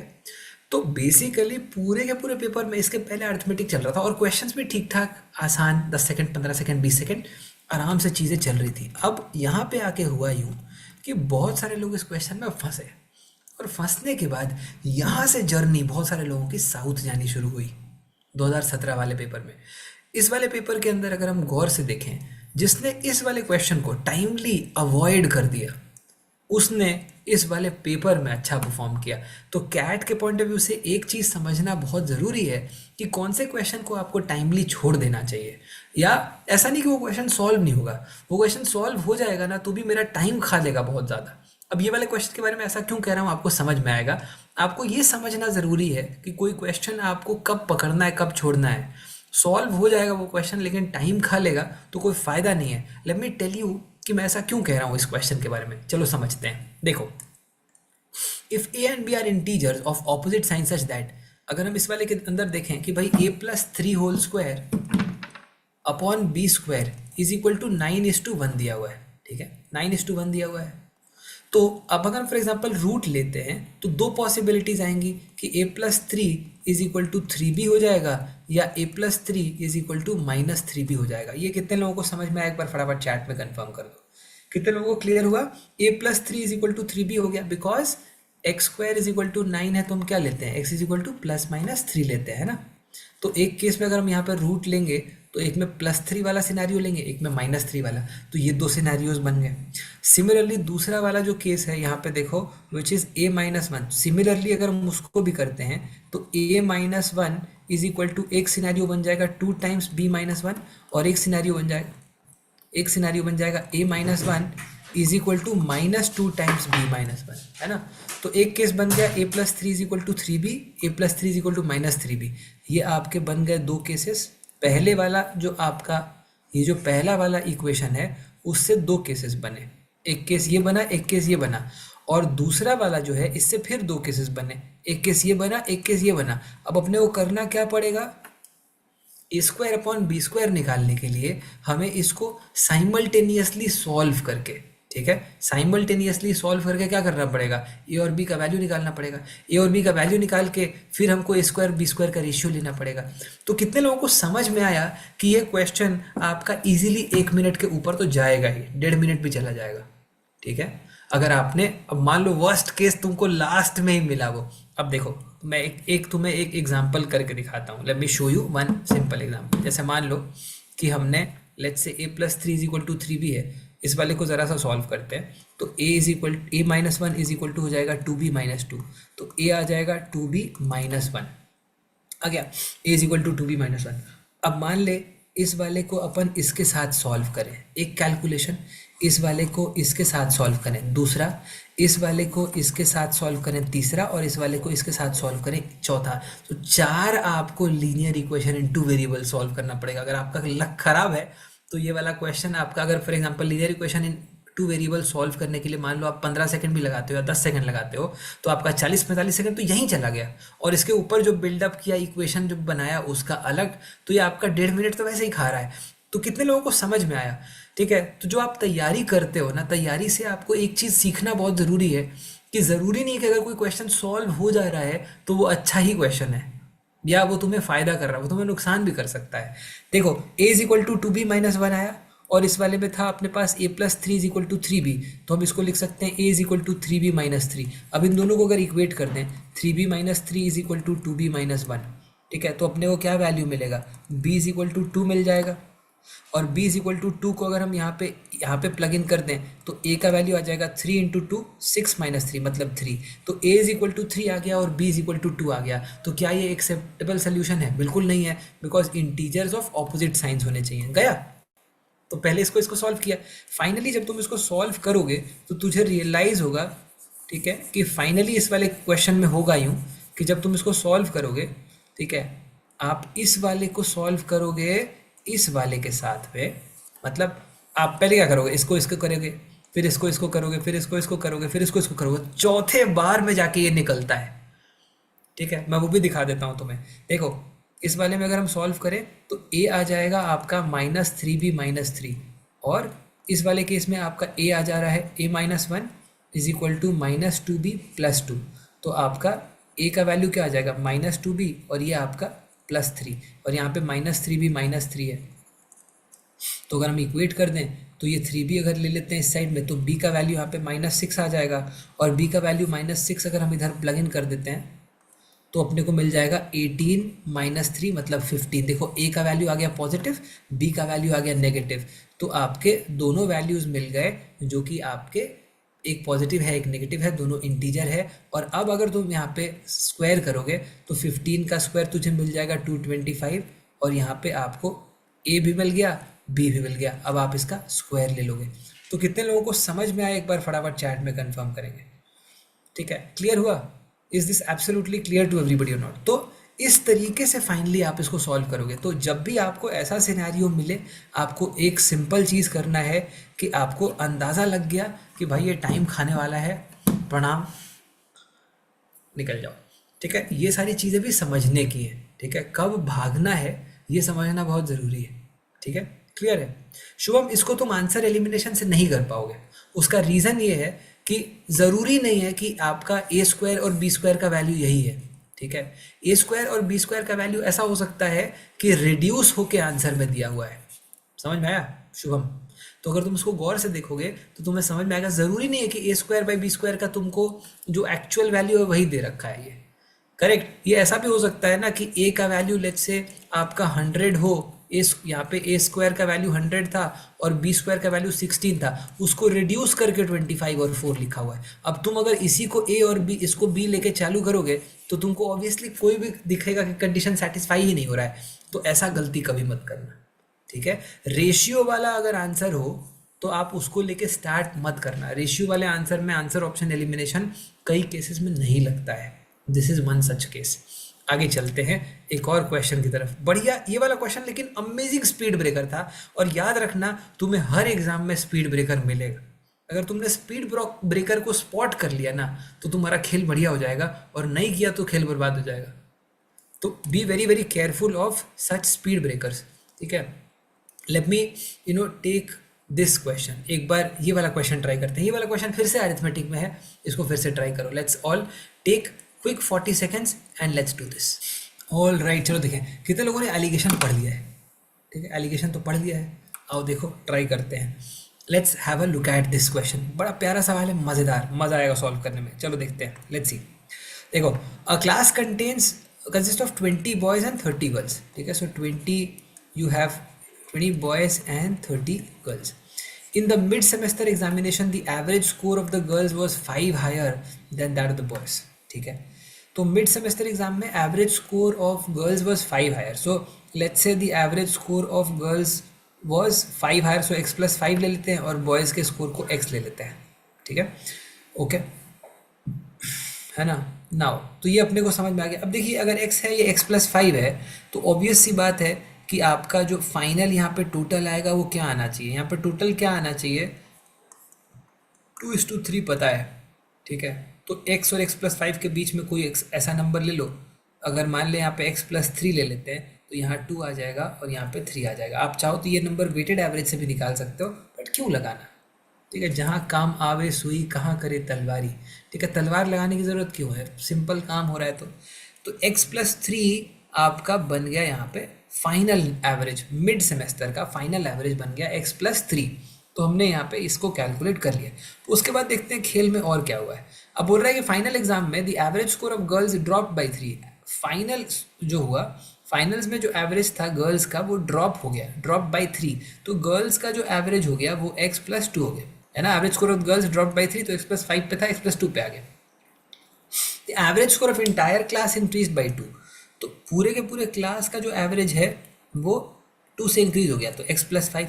अब बोल रहा है कि यहाँ पे increase in average score of boys क्या होगा। देखो भाई, बहुत सिंपल बात है। एक चीज़ अपने को यहाँ पे समझ में आ रही है कि यहाँ पे x+2 और x+5 का डिफरेंस आ गया 3, और रेशियो बनना चाहिए 2:3। तो ये अगर 3 है तो ये नंबर क्या होना चाहिए, ज़रूर 4.5 होगा, तभी तो ये 2:3 बनाएगा। बॉयज़ और गर्ल्स का रेशियो तो सेम ही रहा ना मिड सेमेस्टर में और एंड सेमेस्टर में। तो जैसे ही ये अपना पता चल गया कि 3 है तो ये 4.5 होगा। अच्छा, अब एक और इम्पॉर्टेंट बात ये है कि ये वाला जो नंबर होगा, ये जो x+5 है, इस नंबर और इस नंबर के बीच में होगा। आपका फाइनल एवरेज हमेशा आपके गिवन एवरेजेस के गिवन इनपुट्स के बीच में होता है। तो ये अगर x+5 से x+2 कम है तो ये वाला नंबर x+5 से ज़्यादा होना चाहिए, ये नंबर। इसीलिए 4.5 यहाँ ऐड कर दो तो x+9.5 आ जाएगा। तो अब increase in the average score of boys कितना है, x से 9.5 इंक्रीज हो गया, तो आंसर हो गया आंसर ऑप्शन ए। कितने लोगों को समझ में आया एक बार फटाफट चैट में बताएंगे। बड़ा ब्यूटीफुल एप्लीकेशन है एलिगेशन का, और जो एलिगेशन समझता है केक वॉक है उसके लिए, ठीक है। कुछ भी नहीं है, बड़ी आसानी से ये प्रॉब्लम सॉल्व हो जाएगा। कितने लोगों को क्लियर हुआ, एक बार फटफट चैट में कंफर्म करो। बड़ा प्यारा सा सवाल था, बड़े प्यार से सॉल्व भी कर दिया अपन लोगों ने। क्लियर है कि नहीं, एक बार फटाफट ज़रूर बताओ चैट के अंदर। उसके बाद आपको कुछ एल्जेब्रा वाले क्वेश्चंस देखने को मिले, ठीक है। कुछ इंटरेस्टिंग क्वेश्चंस हैं एल्जेब्रा के पॉइंट ऑफ व्यू से, वो भी अपन देखेंगे। ज्योमेट्री के पॉइंट ऑफ व्यू से लॉगरिथम के क्वेश्चंस भी हैं, तो काफ़ी इंटरेस्टिंग क्वेश्चंस हैं। तो प्राइमरीली आपके अरिथमेटिक से रिलेटेड आपके जो क्वेश्चंस हैं मोटा मोटा आई थिंक हमने देख लिए हैं, बट कुछ और क्वेश्चंस भी देखते हैं। Let us all have a look at a few more problems. Let us all try this. हो सकता है इसमें आप थोड़ा सा डिफिकल्टी एक्सपीरियंस कर सकते हैं। अरिथमेटिक तो अपन लोगों ने मोटा मोटा कर लिया है, अलजेब्रा भी अभी अपन स्टार्ट कर रहे हैं। Let us all try this. इसको भी ट्राई कर लेते हैं, थोड़ा कॉमन सेंसिकली अगर हो गया तो अच्छा है, नहीं तो कोई बात नहीं, इसको ट्राई करो। ऑल राइट, चलो देखते हैं दोस्तों। इसको अलजेब्रा वाले सेशन में और डिटेल में पढ़ेंगे, but primarily mod x plus mod y is equal to 2 आपका, इसको कैसे एक्सप्रेस किया जाता है। Mod x plus mod y is equal to 2, इसके आप जब इसको अगर ब्रेक डाउन करोगे तो आपके 4 फॉर्म्स बन जाएंगे। जैसे एक x plus y is equal to 2 बन गया, x minus y is equal to 2 बन गया, minus x plus y is equal to 2 बन गया, minus x minus y is equal to 2 बन गया। 4 केसेस बन जाएंगे। x के 2 वैल्यूज होंगे पॉजिटिव नेगेटिव, y के 2 वैल्यूज होंगे पॉजिटिव नेगेटिव, तो 2 इंटू 2 4 केसेस बनेगा। ये 4 केसेस को जब हम ड्रॉ करेंगे तो आपका इस टाइप का कर्व, इस टाइप का आपका ग्राफ इसका बन जाएगा। ठीक है। अब बोल रहा है कि mod x plus mod y equal to है, ये 2 है, ये 2 है, ये 2 है, ये 2 है। अब बोल रहा है कि एरिया बता दो, तो इसका एरिया हो जाएगा हाफ इंटू बेस, इसका 2 है, हाइट इसका 2 है, तो 2 हो गया। इसका भी 2 है एरिया, इसका भी 2 है, इसका भी 2 है, इसका भी 2 है, तो 2 ही 2 सतरंगी रे हो गया, तो आपका 8 आ गया। आई एम होपिंग कि सबको समझ में आएगा। इस पर फटाफट चैट में कंफर्म करेंगे। इन चीज़ों को थोड़ा सा और अपने को अच्छे से पढ़ना है, हमें इन चीज़ों को और रिवाइज करना है क्लासरूम के अंदर। We have to dedicate time and solve these problems. Let us all start with the first question for today. Let me quickly give you all 30 seconds and then let's try it together. All right, चलो देखते हैं। I think सब लोगों ने try कर लिया होगा। Some of you you know were taking a little more time, but let's quickly try and solve this. चलो देखते हैं। So from a triangle ABC जिसके साइड्स अपने को दे रखे हैं, so what are the sides? We have 40, we have 25, we have 35। A triangular portion GBC is cut off where G is the centroid of ABC. ठीक है, चलो देखते हैं कि कैसे सॉल्व होगा दोस्तों। सबसे पहले अपने को चाहिए क्या? हमें अपने को ये फाइंड आउट करना है remaining portion of the area, find out करना है। तो ओवरऑल अगर हम एरिया फाइंड आउट कर लें तो हम उसका कुछ पोर्शन कैलकुलेट कर सकते हैं। जी सेंट्रॉइड है, तो यहाँ पे एक बहुत बेसिक सा हम थियरम यूज करेंगे। एक बेसिक यू नो जो आपका यहाँ पे कॉन्सेप्ट है वो ये है कि whenever you draw all the three medians it effectively divides the triangle into 6 parts of equal area।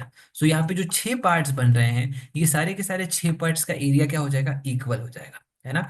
अब अपने को चाहिए कि भाई जी इज द सेंट्रॉइड, आपको यहाँ पे जीबीसी कट आउट कर दिया। सो ये आपका ए बी सी, ये वाला पोर्शन आपका कट आउट कर लिया जाता है, मतलब 3 और 4, तो 2 पार्ट्स कट आउट कर लिया 6 में से।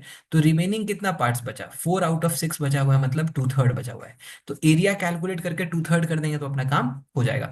अब एरिया कैलकुलेट कैसे करेंगे? अगर मेरे को तीनों साइड्स गिवन है तो हेरॉन्स फॉर्मूला से अपना काम हो जाएगा।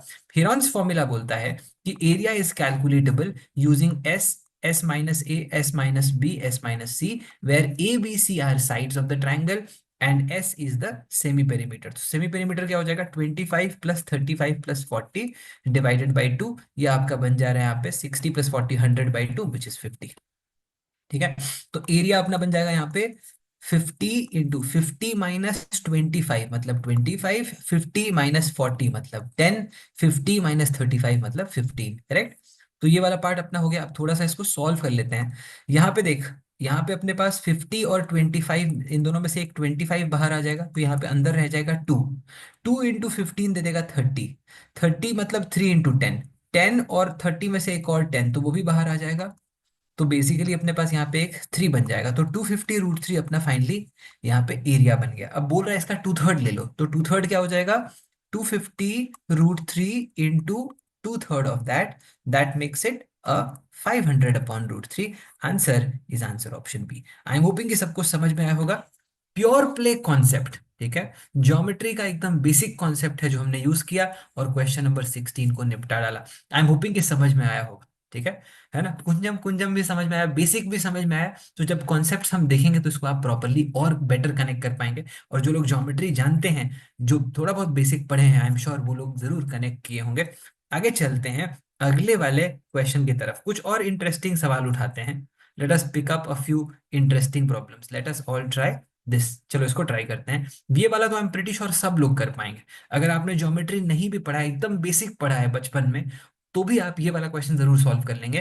कैट में कुछ क्वेश्चंस आपको ऐसे भी देखने को मिल जाते हैं, ठीक है, कि आपको कुछ नहीं आता है, मतलब बचपन में पढ़ा होगा कुछ, उसमें भी अगर थोड़ा बेसिक लगा देगा, थोड़ा कॉमन सेंस लगा देगा, काम हो जाएगा। एक 30 सेकेंड्स मारो, फटाफट इसको ट्राई करो। Let's quickly do this. All right, तो कितने लोगों ने ट्राई कर लिया, एक बार फटाफट चैट में कंफर्म करेंगे। चलो आओ मिल के सॉल्व करते हैं। अगर आपको फॉर एग्जांपल आपने नहीं भी उसको पूरा सॉल्व किया है, तो मिल के हम इसको सॉल्व कर सकते हैं। Let us all try this. अपने पास है यहाँ पे एबीसी, जो कि गिवन है, is a right angle triangle with BC as the hypotenuse. तो यहाँ पे बी ले लिया, सी ले लिया, ए ले लिया। ठीक है, तो एबीसी ले लेते हैं, है ना। Lengths of A B and A C are 15। So A B आपको 15 है, ए सी आपको 20 दिया हुआ है। राइट एंगल ट्राइंगल है, तो ऑब्वियसली हम अगर पाइथागोरस थ्योरम लगा दें, so you have 15 and 20। 15 square is 225, 20 square is 400, तो आपका हाइपोटेन्यूज बन जाएगा यहाँ पे 25। तो 25 बन गया अपना यहाँ पे hypotenuse. Now the minimum possible time required to reach the hypotenuse. अब इसका बहुत सिंपल सा एक एक शॉर्टकट है। शॉर्टकट क्या है? देखो, minimum possible time from A to hypotenuse, minimum आपका टाइम निकालना है। ठीक है, स्पीड आपको दिया हुआ है, तो आपका time taken is equal to distance upon speed है। स्पीड कांस्टेंट है, तो टाइम को मिनिमाइज करने के लिए क्या करना पड़ेगा? डिस्टेंस को मिनिमाइज करना पड़ेगा। बचपन में हम लोगों ने एक चीज पढ़ा था कि मिनिमम डिस्टेंस जो होता है वो शॉर्टेस्ट डिस्टेंस होता है। The shortest distance is the minimum distance. तो छोटा सा शॉर्टकट है इसके पीछे जो हम लगा देते हैं, एंड दैट इज कि अगर हमको फॉर एग्जांपल लेट्स से ये shortest distance which is the minimum distance हमें कैलकुलेट करना हो, which is the perpendicular distance, तो कैसे कैलकुलेट करें? This x is given as a into B upon C. तो ये शॉर्टकट आप यूज कर सकते हैं। इसका वैल्यू क्या हो जाएगा? यहाँ पे आपका पहला साइड ले लिया 15, दूसरा साइड यहाँ पे ले लिया 20, डिवाइड कर दिया हाइपोटेन्यूज से, तो हो गया 25। 5 से 3 टाइम्स में, 5 टाइम्स में, 4 टाइम्स में, तो आ गया 12। इसका क्विकली डेरिवेशन भी देख लो। इसका एरिया हो जाएगा आपका half into a into B. अगर हम इसको लेट से ए ले लेते हैं, इसको बी ले लेते हैं, इसको सी ले लेते हैं, इसी को हम लिख सकते हैं हाफ इंटू सी इंटू एक्स। हम अगर इसको बेस लेके कैलकुलेट करें तो x हो जाएगा परपेंडिकुलर, तो हाफ बेस हाइट में अगर एक बार इसको बेस लेके कैलकुलेट कर लिया, एक बार इसको बेस लेके कैलकुलेट कर लिया, इक्वेट कर देंगे, तो अपने को आ जाएगा x is equal to A B by C. ये हो गया इसका डेरिवेशन। ठीक है, समझ में आया? तो आपका फाइनली यहाँ पे क्या आ गया? जो डिस्टेंस है वो आ गया 12 किलोमीटर। डिस्टेंस आ गया 12 किलोमीटर, तो अब तो बहुत आसानी से काम हो जाएगा। कितना टाइम लगेगा देख लो। 12 किलोमीटर है, डिवाइडेड बाय आपका 30 किलोमीटर पर आवर है, इंटू 60 कर दो, बिकॉज आंसर क्या चाहिए? मिनट्स में चाहिए। टीटा में कई बार ये लोग गलती कर देते हैं। टीटा क्या होता है? Type in the answer. Theta में लोग गलती करते हैं। अब इसमें आवर्स में कैलकुलेट करके एंटर करके आ जाएंगे, गया। मिनट्स में पूछ रहा है, तो ध्यान से क्वेश्चन को पढ़ लो प्रॉपरली। कई बार सही सॉल्व करके भी गलत आंसर मार्क करते हैं। तो 12 इंटू 2 अपने को क्या मिल गया? 24 मिल गया। सबको समझ में आया कि नहीं? कंफर्म करो। बहुत ही प्यारा सा बेसिक सा सवाल था। कैसा लगा आपको जरूर चैट में बताइए। ठीक है, ऐसा क्वेश्चन है जिसमें आपको बहुत डीप में कॉन्सेप्ट्स नहीं पता होंगे तो भी सॉल्व हो जाएगा। ऐसे भी कुछ क्वेश्चंस आपको कैट में देखने को मिलते हैं। चलो आगे चलते हैं कुछ और इंटरेस्टिंग क्वेश्चंस की तरफ। ये वाला ट्राई करो। ये तो तेरा, मैं कहूंगा कि बेसिक आइडेंटिटीज के ऊपर बेस्ड है। हम लोगों ने फाउंडेशन में जो आइडेंटिटीज पढ़े हैं, उससे भी तेरा काम इस वाले क्वेश्चन में हो जाएगा। चलो एक बार ट्राई करते हैं। Let us all quickly take 30 seconds on this one, and then इसको मिलके सॉल्व करेंगे। ऑल राइट, चलो देखते हैं इसको कैसे सॉल्व करेंगे। How do we go about it? Let's figure out. देखो, अपने पास यहाँ पे क्या क्या गिवन है। हमको ये गिवन है कि x+1 is equal to x square, और चाहिए अपने को क्या? 2x⁴। सबसे पहले इसको जरा सॉल्व कर लिया जाए, है ना। तो 2x⁴ है। x⁴ को हम लिख सकते हैं एक्स स्क्वायर का स्क्वायर। अब एक्स स्क्वायर को लिख सकते हैं यहाँ पे x+1, तो इफेक्टिवली x+1 का ही स्क्वायर हो जाएगा, है ना। तो ये आपको क्या दे देगा? 2 times x square plus 2x+1। ठीक है, अब ये एक्स स्क्वायर की जगह पे हम वापस से x+1 रख देंगे। तो यहाँ पे वापस से x+1 रख दो एक्स स्क्वायर की जगह पे, तो अपने को क्या मिल गया? 2 टाइम्स यहाँ पे आ जा रहा है 3x+2, तो इफेक्टिवली अपने को 6x+4 आ जा रहा है। तो अगर x का वैल्यू फाइंड आउट कर ले तो अपना काम हो जाएगा। यहाँ पे अपने पास एक क्वाड्रेटिक है, x square minus x minus one. अब यहाँ पे मिडिल टर्म स्प्लिटिंग अगर हो नहीं पाएगा, तो हम क्वाड्रेटिक कैसे सॉल्व करेंगे? सब लोग फटाफट चैट में कंफर्म करेंगे और बताएंगे कि अगर मान ले मेरा एमटीएस मिडिल टर्म स्प्लिटिंग नहीं लगता है, ये ऑप्शन अपने पास नहीं है अवेलेबल, तो हम क्या कर सकते हैं? What is the option available? अपने पास अवेलेबल है दूसरा वाला ऑप्शन। ठीक है, ब्रह्मास्त्र मारेंगे एकदम, श्रीधराचार्य मेथड। ठीक है, श्रीधराचार्य मेथड से अपना काम हो जाएगा। तो एसडीएम लगा देंगे। कैसे लगाएंगे? फटाफट देखो, x इज इक्वल टू हो जाएगा आपका, अगर क्वाड्रेटिक है, A X square plus B X plus C is equal to zero, तो एक्स आपका हो जाता है minus B plus minus root over D which is B square minus four A C divided by two A. तो बस इसको utilise करो, काम हो जाएगा। अब इस वाले क्वेश्चन में same x is equal to minus b मतलब वन प्लस, सारे के सारे ऑप्शंस प्लस में ही है तो प्लस वाला ही उठा लेते हैं, रूट ओवर आपका डी बी स्क्वायर मतलब यहाँ पे one minus four into a into c which is minus one. तो आपको यहाँ पे एक और यहाँ पे फाइव ही मिल जा रहा है, तो B square minus four A सी अपने को यहाँ पे फाइव मिल गया डिवाइडेड बाई टू आ गया। ठीक है, तो ये वाला काम अपना यहाँ से सही हो गया। आई एम होपिंग कि समझ में आएगा। तो अब इसको x को यहाँ पे खाली प्लग इन कर दे, तो ये क्या हो जाएगा, टू इंटू सिक्स करेगा यहाँ पे डिवाइड करेगा तो थ्री टाइम्स आ जाएगा, तो three plus three root five हो जाएगा, और प्लस एक फोर यहाँ पे पेंडिंग था वो ऐड कर देंगे तो seven plus three root five आ जाएगा, और आंसर आ जाएगा आंसर ऑप्शन डी। कितने लोगों को समझ में आया कंफर्म करो। अब इसमें भी कोई मेजर कॉन्सेप्ट नहीं है, खाली बेसिक आइडेंटिटी से ही सॉल्व हो जाता है। ऐसे क्वेश्चंस अगर तुमने स्पॉट कर लिया तो तेरा काम हो जाएगा। देखो इस वाले वीक से लिटमस के मॉक्स भी स्टार्ट हो रहे हैं। ठीक है, जितने लोग भी स्टार्ट करना चाहते हैं, people who been part of the programme obviously will get started, but if they are other people who are wanting to start with mocks they can connect with us and we will get them started with the mocks. Mocks के अंदर जब तुम initially start करोगे ना, देख honestly क्या होगा कि सारी चीजें तुम नहीं पढ़ के बैठे हो। ठीक है, इनिशियली सब लोग सब कुछ पढ़ के नहीं बैठे हैं, लेकिन आपका initial intent in the mock ये होना चाहिए कि आप इजी वाले क्वेश्चंस आइडेंटिफाई करो। तो आपका सबसे पहला पॉइंट ऑफ व्यू ये होना चाहिए कि क्या मैं सही प्रॉब्लम उठा रहा हूं कि नहीं। ये बहुत बड़ा स्किल है कैट के अंदर। कैट के अंदर प्रॉब्लम सॉल्विंग से ज्यादा इंपॉर्टेंट स्किल ये है कि क्या आप सही प्रॉब्लम उठा रहे हो, are you picking the right question or not. That really makes all the difference. ठीक है, अब जैसे ये वाला क्वेश्चन है, अब इसके अंदर भी मेरे को प्लस थ्री मिलेगा ना भाई, और इसमें कोई डीपर कॉन्सेप्ट, कोई एकदम Oppenheimer is equal to delta mc square कुछ नहीं करना है, बेसिक तरीके से ही आपका सॉल्व हो जाएगा खाली आइडेंटिटीज यूज करके। हमने इसमें कुछ अलग तो यूज किया नहीं है, बेसिक क्वाड्रेटिक जैसे सॉल्व करते हैं वैसे ही सॉल्व किया है। ठीक है, अब ये सारे भी आपके कैट क्वेश्चंस हैं। इनिशियल वाले मॉक्स में the challenge that we will give you as team Litmus, as everybody who is going to attempt these mocks, is primarily the challenge is going to be identifying the right questions। तो पहले वो NAAC अपने को develop करना है, and साथ साथ पढ़ाई भी करते रहेंगे।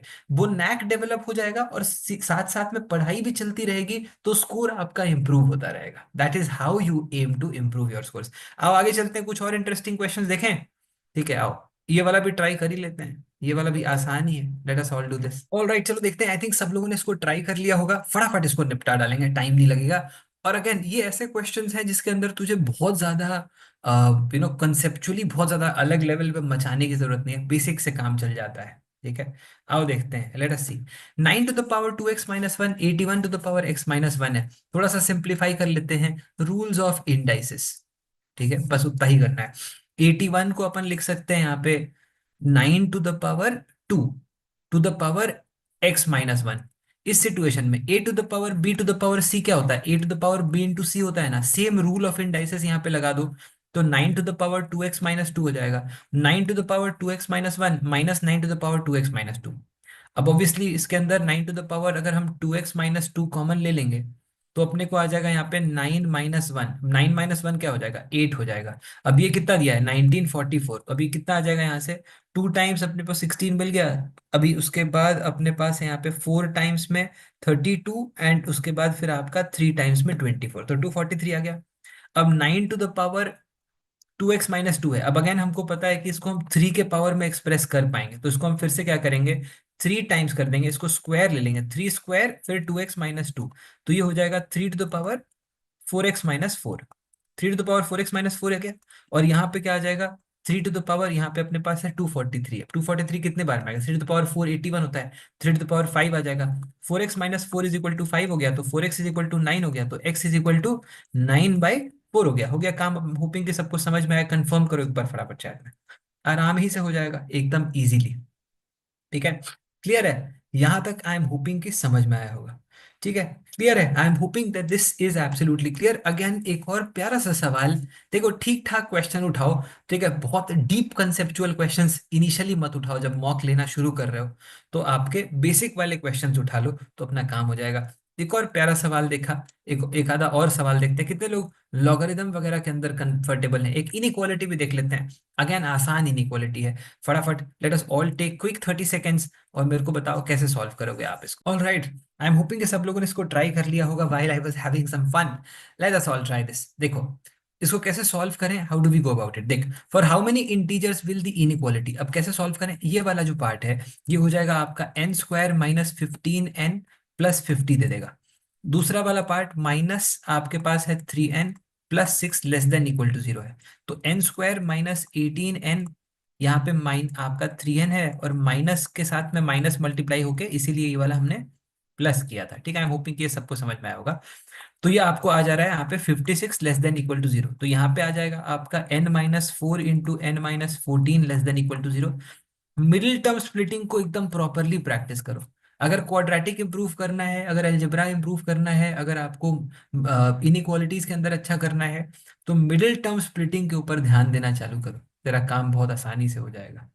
यहां तक आई एम होपिंग कि समझ में आया होगा। तो अब क्या है, फाइनली सोल्यूशन क्या है, n-4 से लेके n-14 less than equal to 0 है। तो आपका 4 से लेके 14 तक सब सोल्यूशन हो जाएगा। कैसे होगा, सिंपल है। कैसे सॉल्व करते हैं इनइक्वालिटी, बेसिक स्टेप्स है। ठीक है, अगर तुम अगर 4 बेसिक स्टेप ध्यान दो, तुम कोई भी इनइक्वालिटी सॉल्व कर सकते हो। देखो चार वो बेसिक स्टेप्स क्या है, मतलब हर प्रॉब्लम में वही 4 स्टेप लग जाता है। वो 4 स्टेप क्या है, देखो बहुत सिंपल है, बताता हूँ ध्यान से सुनो। देखो मान ले फॉर एग्जांपल यहाँ पे क्या करो कि ये जो आपके रूट्स हैं n-4 है और n-14 है, आप इसको जीरो करोगे तो 4 मिलेगा, इसको जीरो पुट करोगे तो 14 मिलेगा। इनइक्वालिटी की भाषा में इसको रूट्स नहीं बोलते हैं, इसको बोलते हैं क्रिटिकल पॉइंट्स। तो क्या हो गया क्रिटिकल पॉइंट, एक 4 हो गया और एक 14 हो गया यहाँ पे। ठीक है, लेस देन इक्वल टू 0 है। अब लेस देन इक्वल टू 0 है या ग्रेटर देन इक्वल टू 0 है, किस तरीके से निकलेगा देखो, 4 और 14 डाल दिया तो ये नंबर लाइन को 3 पार्ट में डिवाइड कर दिया। ठीक है, कौन से पार्ट में डिवाइड कर दिया देखो, let's have a look at this. यहाँ पे ये आपका रीजन नंबर 1, रीजन नंबर 2 और रीजन नंबर 3, 3 रीजन में डिवाइड कर दिया। अब हमें क्या चाहिए, लेस देन इक्वल टू 0 वाला चाहिए, मतलब 0 या नेगेटिव वाला रीजन चाहिए। ओके, आप कोई भी एक रीजन चेक कर लो, रीजन नंबर 1 में 4 के पहले 0 लाई करता है, 0 चेक कर लो, यहाँ पे 0 पुट करेगा तो ये आपको -4 दे देगा और ये वाला पार्ट आपको -14, तो पॉजिटिव दे रहा है, मतलब 4 के पहले वाला जोन हो गया पॉजिटिव। किसी भी जोन का एक पॉइंट उठा के चेक कर लो, तुम्हें पता चल जाएगा वो जोन पॉजिटिव है कि नेगेटिव है। तो ये पॉजिटिव जोन हो गया, ये नेगेटिव जोन हो गया, ये पॉजिटिव जोन हो गया। हमें कौन सा वाला चाहिए, हमें लेस देन इक्वल टू 0 वाला, मतलब ये वाला पार्ट चाहिए। तो आपका आंसर क्या हो जाएगा, 4 से लेके 14 तक, लेकिन आपको यहाँ पे लेना पड़ेगा स्क्वायर ब्रैकेट, क्यों, क्योंकि 4 और 14 को इंक्लूड करना पड़ेगा। अब 4 से लेके 14 तक कितने इंटीजर्स होते हैं, गिन ले। 4 से लेके 14 तक तेरे 11 इंटीजर्स हो गए। मार्क करिए, आगे बढ़िए, सबको समझ में आया कि नहीं, कंफर्म करो। बड़ी आसानी से सॉल्व होता है। इनइक्वालिटीज एक और इंटरेस्टिंग टॉपिक, आसान टॉपिक है, बहुत लोग छोड़ के आते हैं एग्जाम में। इतना बेसिक है कि मैं क्या बताऊं, लेकिन इनइक्वालिटीज तुम्हारा फंसेगा अगर बेसिक तुमने क्वाड्रेटिक वगैरह, तुम्हारा लीनियर इक्वेशन, क्वाड्रेटिक इक्वेशंस अगर ठीक से नहीं किया हुआ है, तो इनइक्वालिटीज में आपको प्रॉब्लम आएगी आएगी। तो वो एलिमेंट्स को बहुत अच्छे से करना, फिर आप इनइक्वालिटीज के ऊपर झंडा गाड़ के आएंगे। कितने लोगों को समझ में आया, ऐसे क्वेश्चंस उठा लो जो तुम्हारे बहुत ज्यादा डीपर कॉन्सेप्ट्स के ऊपर ना चल रहे हो, थोड़े बेसिक कॉन्सेप्ट्स पे सॉल्व हो जाएं। ऐसे क्वेश्चंस आपको कैट में मिलेंगे, इनिशियल मॉक्स में ऐसे क्वेश्चंस आइडेंटिफाई कर लेना। ठीक है, तो आपका काम हो जाएगा। अब देखो कुछ लोग फंक्शन देख के ही भाग जाते हैं, फंक्शन देखा भाग गया, अरे भाई फंक्शन आ गया, फंक्शन आ गया। एक बार ट्राई करो 30 सेकेंड्स में। ठीक है, फंक्शंस को उड़ा डालेंगे आज। ठीक है, आओ फंक्शंस को उड़ा डालते हैं। फंक्शंस देखे भागना नहीं है, आसान भी हो सकता है ना भाई। आओ ट्राई करो, late us all do this. All right, कुछ लोग एकदम घबरा चुके हैं। ठीक है, आओ देखते हैं, दम पिशाच देख लिया एकदम, हैरी पॉटर वाला। ठीक है, आओ देखें। फंक्शंस को देख के घबराना नहीं, कुछ क्वेश्चंस आसान भी होते हैं। ठीक है, फंक्शंस के अंदर तुम्हारे मल्टीपल टाइप के क्वेश्चंस होते हैं, कौन से, एक तो तुम्हारा डोमेन रेंज वाला टाइप हो जाता है एक क्वेश्चन। ठीक है, दूसरा टाइप का क्वेश्चन तुम्हारा फंक्शंस के अंदर होता है specific function types. Specific function types जैसे तुम्हारा मॉड्यूलस फंक्शन के ऊपर आ गया, ग्रेटेस्ट इंटीजर फंक्शन आ गया। ठीक है, ये सारे स्पेसिफिक फंक्शंस, क्वाड्रेटिक फंक्शन हो गया, ट्रिग्नोमेट्रिक फंक्शन हो गया। बेसिक तुम्हारे फंक्शंस के ऊपर, उन टॉपिक्स के ऊपर डिपेंडेंट हो जाएगा। तो अब मॉड्यूलस समझना पड़ेगा तुम्हें, या क्वाड्रेटिक समझना पड़ेगा, ग्रेटेस्ट इंटीजर समझना पड़ेगा। तीसरा टाइप का क्वेश्चन होता है कंपोजिट फंक्शन। कंपोजिट फंक्शंस मतलब f of g x and g of f x. Correct, ये वाला हो गया तुम्हारा कंपोजिट। और चौथा टाइप होता है पैटर्न वाला, ठीक है, जिसमें एक्चुअली कोई भी कन्वेंशनल क्वेश्चन नहीं आएगा, कुछ भी आ जाएगा। ये वाला सबसे खतरनाक होता है। इसकी सबसे ज्यादा प्रैक्टिस अपने को करनी है क्लास के अंदर भी, और ज्यादा अपने को पैटर्न वाले के अंदर क्वेश्चंस प्रैक्टिस करने हैं। ये वाला क्वेश्चन किस टाइप के ऊपर है, ठीक है, ये वाला तुम्हारा अगर गौर से देखो तो आपका क्वाड्रेटिक के ऊपर बेस्ड क्वेश्चन दिया हुआ है। ये आपके सेकंड कैटेगरी का सवाल है, ठीक है। यही चार कैटेगरी में फंक्शन का हर क्वेश्चन आएगा, तुम कोई भी क्वेश्चन उठा लो कैट का, इन चार में से ही आपको देखने को मिलेगा, इसके बाहर कोई कैटेगरी है ही नहीं फंक्शन का। आओ देखें इस वाले को कैसे सॉल्व करेंगे। Let us have a look at this. यहाँ पे देखो, अपने पास f1x दिया हुआ है x square plus 11x plus n, और f2x दिया हुआ है is equal to x2। f2x is equal to x दिया हुआ है। अब बोल रहा है कि आपका largest possible value of n for which the equation f1x is equal to f2x, f1x is equal to f2x हो जाएगा, तो x square plus 10x plus n is equal to 0 हो जाएगा। अब कैट का एक लाडला कॉन्सेप्ट है, कितने लोगों ने इसके बारे में सुना है, एक बार चैट में शोर के साथ में स्वागत करिए कैट के लाडले कॉन्सेप्ट का, which is known as sum of roots and product of roots. कितने लोगों ने सुना है, एक बार जरूर बताइए। बहुत ही प्यारा कॉन्सेप्ट है, कुछ कॉन्सेप्ट जो है वो कैट को बड़े बहुत प्यारा है, मतलब बिल्कुल लाडला कॉन्सेप्ट है कैट का। Sum of roots product of roots is one of them, AM GM is one of them, product constancy is one of them. So these are some of the topics जिसके ऊपर बहुत क्वेश्चंस कैट में बन चुके हैं। हर season में questions देखने को मिलता है, बिटवीन कैट दैट आपको डेफिनेटली देखने मिल जाएगा। आओ देखो, ठीक है, एकदम sum of roots product of roots, लाडला कॉन्सेप्ट, इसको तो समझना ही है, इसको समझे बिना आपका काम नहीं चलने वाला। देखो यहाँ पे अब चल क्या रहा है, लेट्स सी। यहाँ पे अपने पास है सम ऑफ रूट्स दिया हुआ है 10 है, और बोल रहा है कि रूट्स जो है वो डिस्टिंक्ट रियल रूट्स है, ठीक है, दो डिस्टिंक्ट रियल रूट है। लार्जेस्ट पॉसिबल इंटीजर क्या होगा ये पूछ रहा है। अभी कैसे हम इसको सॉल्व कर सकते हैं, ये देखो सम ऑफ रूट्स आपका 10 है, दो नंबर्स है मिला के 10 है। अब बोल रहा है कि आपका जो प्रोडक्ट है उसको मैक्सिमाइज कर दो। दो नंबर्स का सम 10 है और प्रोडक्ट को मैक्सिमाइज करना है, तो क्या करोगे, या तो तुम उन नंबर्स को एज इक्वल एज पॉसिबल करो। एज इक्वल एज पॉसिबल तुम कर कर सकता है, लेकिन दोनों डिस्टिंक्ट है, तो तुम 5 और 5 नहीं कर पाएगा। अगर 5 और 5 करेगा तो 5 × 5 तुमको 25 मिल जाएगा, but this is not allowed, तुमको डिस्टिंक्ट रूट्स लेना है। तो 6 और 4 कर दो, 6 और 4 कर दोगे तो 24 आ जाएगा, 7 3 करोगे तो 21 आएगा, 8 2 करेगा तो 16 आएगा, 9 1 करेगा तो 9 आ जाएगा। So the best case scenario that we can get is 6 and 4। Correct, तो बेस्ट केस सिनेरियो क्या हो जाएगा, 6 and 4 कर दो तो आंसर अपना आ जाएगा। सबको समझ में आएगी नहीं, कंफर्म करो। अब देख फंक्शन का क्वेश्चन है, कहाँ इसमें बहुत कोई खतरनाक कॉन्सेप्ट है क्या, कि एकदम कुछ फॉर एग्जाम्पल से अलग ही लेवल का लगा दिया। बेसिक यूज किया है, एकदम बेसिक, ठीक है। तो कैट के क्वेश्चंस के लिए one thing to understand is that get into the zone of solving problems and do not think, अगर आपने कॉन्सेप्ट अच्छे से पढ़ा है, अच्छे जगह से पढ़ा है, अच्छे फॉर एग्जांपल ग्रुप में अच्छे पीयर्स के साथ, अच्छे फैकल्टी के साथ में, तो बेसिक्स तुम्हारा क्लियर हो जाएगा। उसके बाद एप्लीकेशन अच्छे से करो प्रॉपरली, तुम्हारे मॉक्स के अंदर आएगा ही अच्छा स्कोर, उसमें घबराने वाली बात नहीं है। अब आगे चलते हैं, एक और क्वेश्चन सॉल्व कर दिया, और एक दो और प्यारे सवाल देख लेते हैं।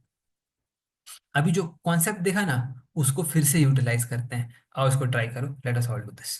ओके चलो इस वाले को देखते हैं। ABCD आर इंटीजर्स यहाँ पे दिया हुआ है, and A+B+C+D is equal to 30। अब बोल रहा है मिनिमम कर दो A-B whole square, A-C whole square और A-D होल स्क्वायर को। अब सोच, मेरे को मिनिमम इसको करना है। One thing to very simply understand is कि बाहर में स्क्वायर लगा हुआ है, स्क्वायर लगा हुआ है, तो आपके यहाँ पे खाली एब्सोल्यूट जो वैल्यू है बस वो इंपॉर्टेंट है, ठीक है।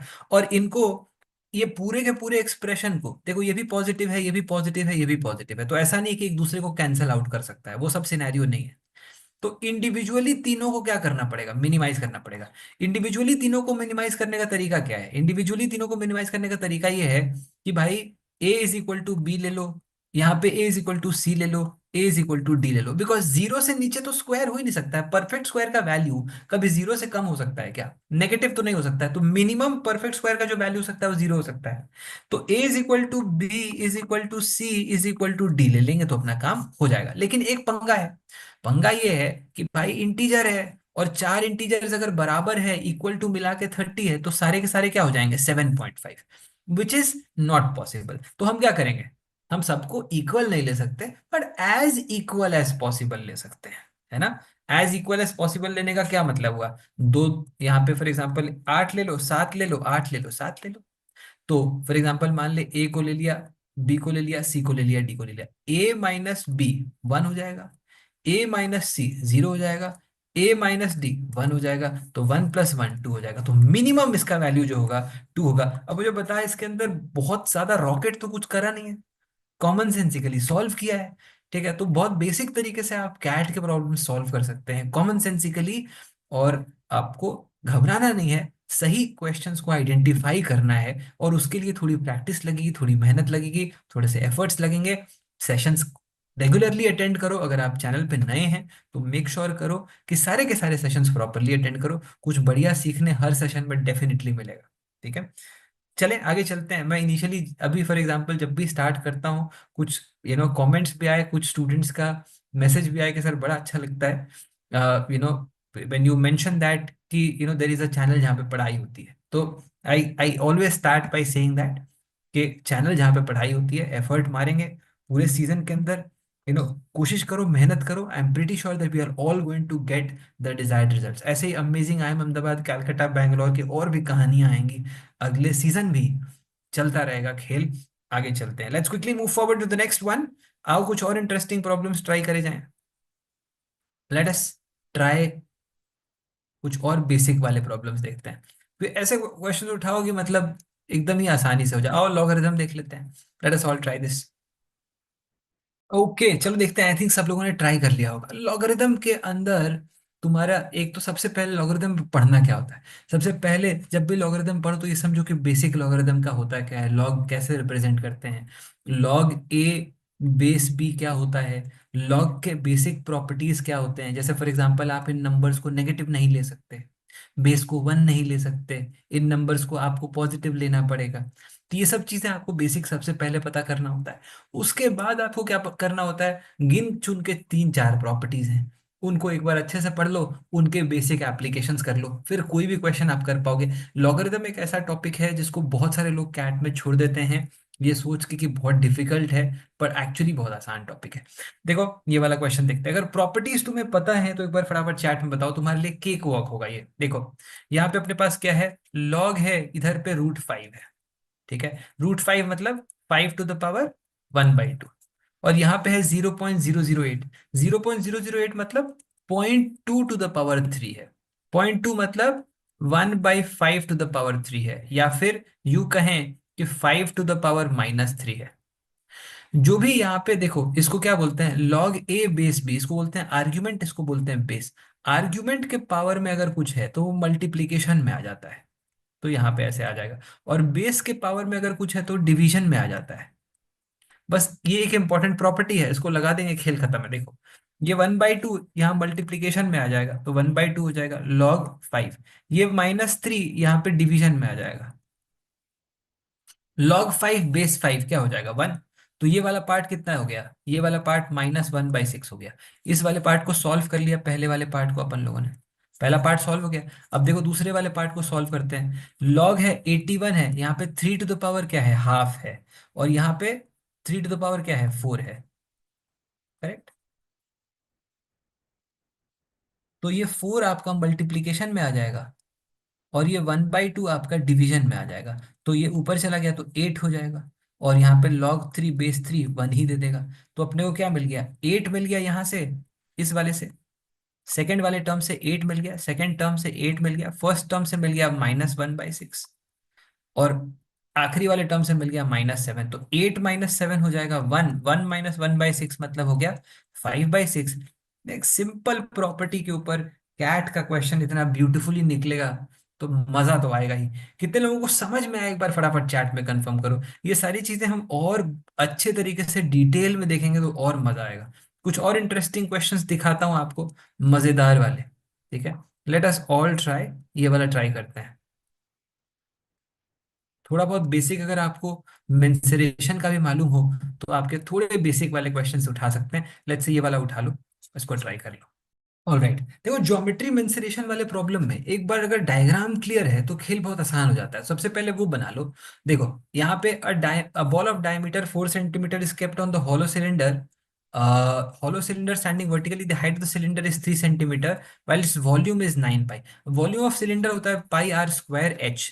अब यहाँ पे देखो पाई इंटू रेडियस अपना क्या हो जाएगा, आर स्क्वायर इंटू हाइट अपने को मालूम है 3, वो अपने को 9 पाई दिया हुआ है, तो पाई पाई लौटा दिया, ये 3 आ गया, तो आर आपका यहाँ पे √3 आ जाएगा. तो ये वाला पार्ट आई एम होपिंग कि सबको समझ में आया होगा. आर बन गया √3.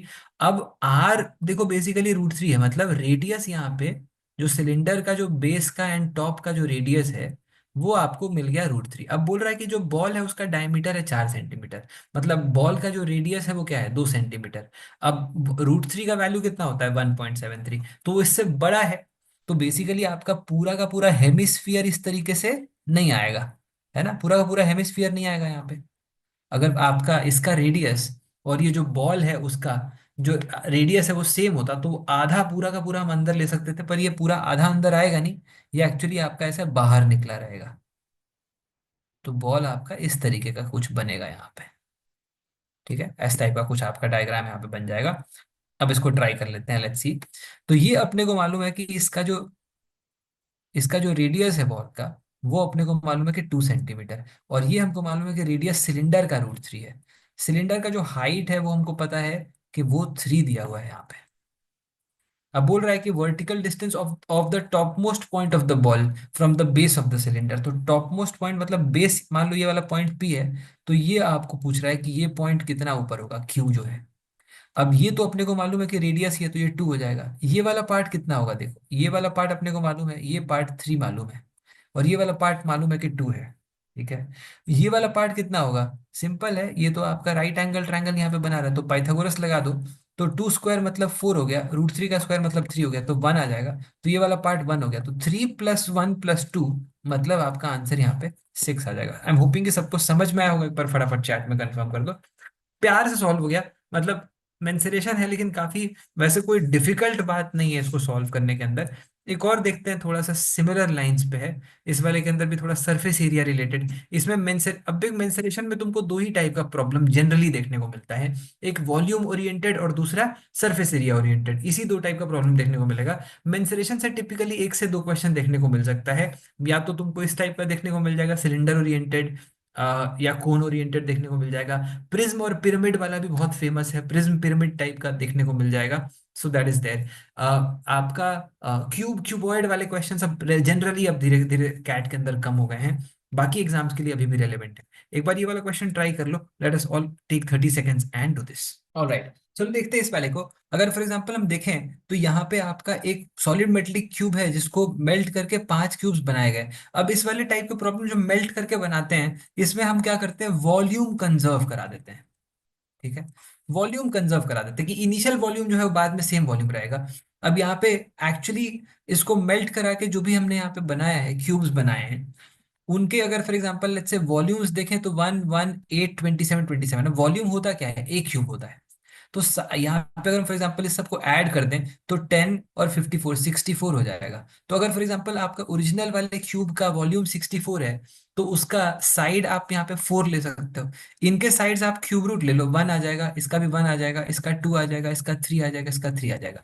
अब आपका जो सरफेस एरिया बनता है वो 6a² बनता है. क्यूब्स के अंदर 6 फेसेस होते हैं, हर एक फेस का एरिया a² होता है. तो 1 का स्क्वायर लेगा तो 1 हो जाएगा, 1 हो जाएगा, 4 हो जाएगा, 9 हो जाएगा, 9 हो जाएगा. अब 6 से मल्टीप्लाई कर दो तो एरिया मिल जाएगा 6 6 24 54 54. करेक्ट. तो ये अपने को यहाँ पे बन गया. आई एम होपिंग कि ये वाला सबको समझ में आया होगा. अच्छा, उसके बाद बाकी जो एलिमेंट्स है यहाँ पे देखें, ये आपका 4 है, तो 4 का स्क्वायर 16 हो गया, 6 × 16 कर दिया तो 96 आ गया. अब अपने पास यहाँ पे क्या नंबर बन जा रहा है, अब 50 ये बन गया 108, प्लस ये वाला पार्ट अपने को बन जा रहा है 36, तो ये 144 बना दे रहा है, ये 96 बना रहा है. कितना गैप है, कितना इंक्रीज है, 48. 48 on the base of 96 is 50%. तो आपका the percentage by which the sum of the surface area of this 5 cubes exceed the surface area the original cube is nearest to क्या हो जाएगा, नियरेस्ट टू क्या आपका exactly 50% का increase है. आई am hoping कि समझ में आया होगा. ठीक है, बताओ भाई केशव क्या चल रहा है. ऑलराइट, यहां तक कितने लोगों को समझ में आया, एक बार फटाफट चैट में कंफर्म करो. क्लियर हुआ. एक और क्वेश्चन अपना आसानी से मजे मजे मजे में अपन लोगों ने निकाल दिया. कुछ और क्वेश्चंस भी उठा लेते हैं, let us all pick up a few more. ठीक है, लॉगरिदम का एक और देख लेते हैं, लॉग का बेसिक अगर आपको थोड़ा बहुत अगर समझ में आया हो। Let us all quickly take 30 seconds and do this. All right, चलो देखते हैं। यहाँ पे बेसिक आपके इंडाइसेस लग जाएंगे और थोड़ा सा बेसिक प्रॉपर्टीज ऑफ लॉगरिदम। देखो, लॉग एक्स बेस 3 अगर ए है, अगर आपको एकदम बेसिक प्रॉपर्टी की हम बात करें, लॉग बेसिकली क्या करता है, लॉग जो आपका आर्ग्यूमेंट है, जो आपका आर्ग्यूमेंट है उसको बेस के पावर में एक्सप्रेस करता है, और जो पावर है उसी को रिटर्न कर देता है एज आउटपुट। एग्जांपल के तौर पर लॉग 8 बेस 2 है, तो वो क्या करेगा, 8 को 2 के पावर में एक्सप्रेस करेगा, 2 क्यूब कर देगा, और ये जो वैल्यू है इसी को आउटपुट दे देगा। यही लॉगरिदम करता है। ठीक है। अब बेसिकली इस वाली चीज को अगर हम अप्लाई करें यहाँ पे, तो अपने को समझ में आएगा log X base 3 is equal to A दिया हुआ, तो एक्स का वैल्यू हो जाएगा 3 टू द पावर ए। और सिमिलरली यहाँ पे देखें, अगर y का वैल्यू ले लें तो 12 टू द पावर a हो जाएगा। अब बोल रहा है कि g is the geometric mean of x and y। Geometric mean of x and y क्या होगा, g इज ज्योमेट्रिक मीन, तो x y root x y हो जाएगा। तो x into y, root over x का value 3 to the power a to 12 to the power a। अब 3 to the power a to the power और 12 to the power a है, तो इसको हम ले सकते हैं 36 टू द पावर a। तो g का वैल्यू हो जाएगा 6 टू द पावर a। अब बोल रहा है कि इसका लॉग विथ बेस आपका 6 ले लो, तो लॉग विथ बेस 6 ले लिया, 6 टू द पावर a है, आर्ग्यूमेंट के पावर में जो भी है मल्टीप्लीकेशन में आ जाता है। तो a हो गया लॉग 6 बेस 6, वैल्यू 1 हो गया, तो फाइनली क्या आया, a आया। आंसर हो गया, आंसर ऑप्शन डी। कितने लोगों को समझ में आया, एक बार फटाफट चैट में कंफर्म कर दो। ठीक है, बेसिक लॉगरिदम के साथ में बेसिक प्रॉपर्टीज आपके लॉगरिदम के, गिन चुन के 4 प्रॉपर्टीज हैं, एक बार पढ़ेगा, थोड़े से प्रॉब्लम सॉल्व करेगा, कैट का क्वेश्चन निकलने लग जाएगा। क्लियर है कि नहीं, एक बार फटाफट चैट में कंफर्म करो दोस्तों। तो हमने इस वाले पेपर के अंदर जो भी अपने क्वेश्चंस हैं, हमने थोड़े बहुत क्वेश्चंस देख लिए हैं। आई थिंक आप बाकी के क्वेश्चंस भी देख लेना। Do let me know if in case there is anything else. अगले वाले सेशन के अंदर 2018 के पेपर्स उठाने शुरू करेंगे अगले वीक में। पर अगर आपके कोई भी डाउट इस वाले पेपर से रिलेटेड रहेगा, तो आप जरूर कमेंट में पोस्ट करिएगा, उसके सॉल्यूशंस भी देख लेंगे। और अगर कोई प्रॉब्लम आपको परेशान कर रहा हो, तो उसको हम सॉल्व भी कर लेंगे क्लास के अंदर, दैट्स नॉट अ प्रॉब्लम। एक सिंपल क्वेश्चन देख लो, मैंने आपको बताया था फंक्शंस के अंदर 4 टाइप होते हैं, उसमें मैंने एक टाइप आपको बताया था कंपोजिट फंक्शन वाला, वो ये वाला टाइप है। इसको भी देख ही लो एक बार कि किस तरीके से सॉल्व कर सकते हैं। बहुत ही इजी क्वेश्चन है। इस वाले के अंदर अपने को करना क्या होता है, कुछ भी नहीं। g ऑफ f ऑफ 3 बोल रहा है, तो पहले f(3) कैलकुलेट करेंगे। तो f(3) कैलकुलेट करेंगे तो क्या आएगा, आपका यहाँ पे 3 प्लग इन कर दो, तो 5 इंटू 3 15 प्लस 2, और यहाँ पे आपका 3 इंटू 3 9 माइनस 5, तो 17/4 आ जाएगा। f(3) आ गया, फिर से इसको प्लग इन कर दो, तो f(3) आ गया। फिर जो भी आएगा उसको यहाँ पे gx में x की जगह प्लग इन कर दो। तो खाली वैल्यूज ही पुट करना होता है इस टाइप के प्रॉब्लम के अंदर। आई एम होपिंग कि सबको समझ में आया होगा। एक बार फटाफट चैट में कंफर्म करेंगे।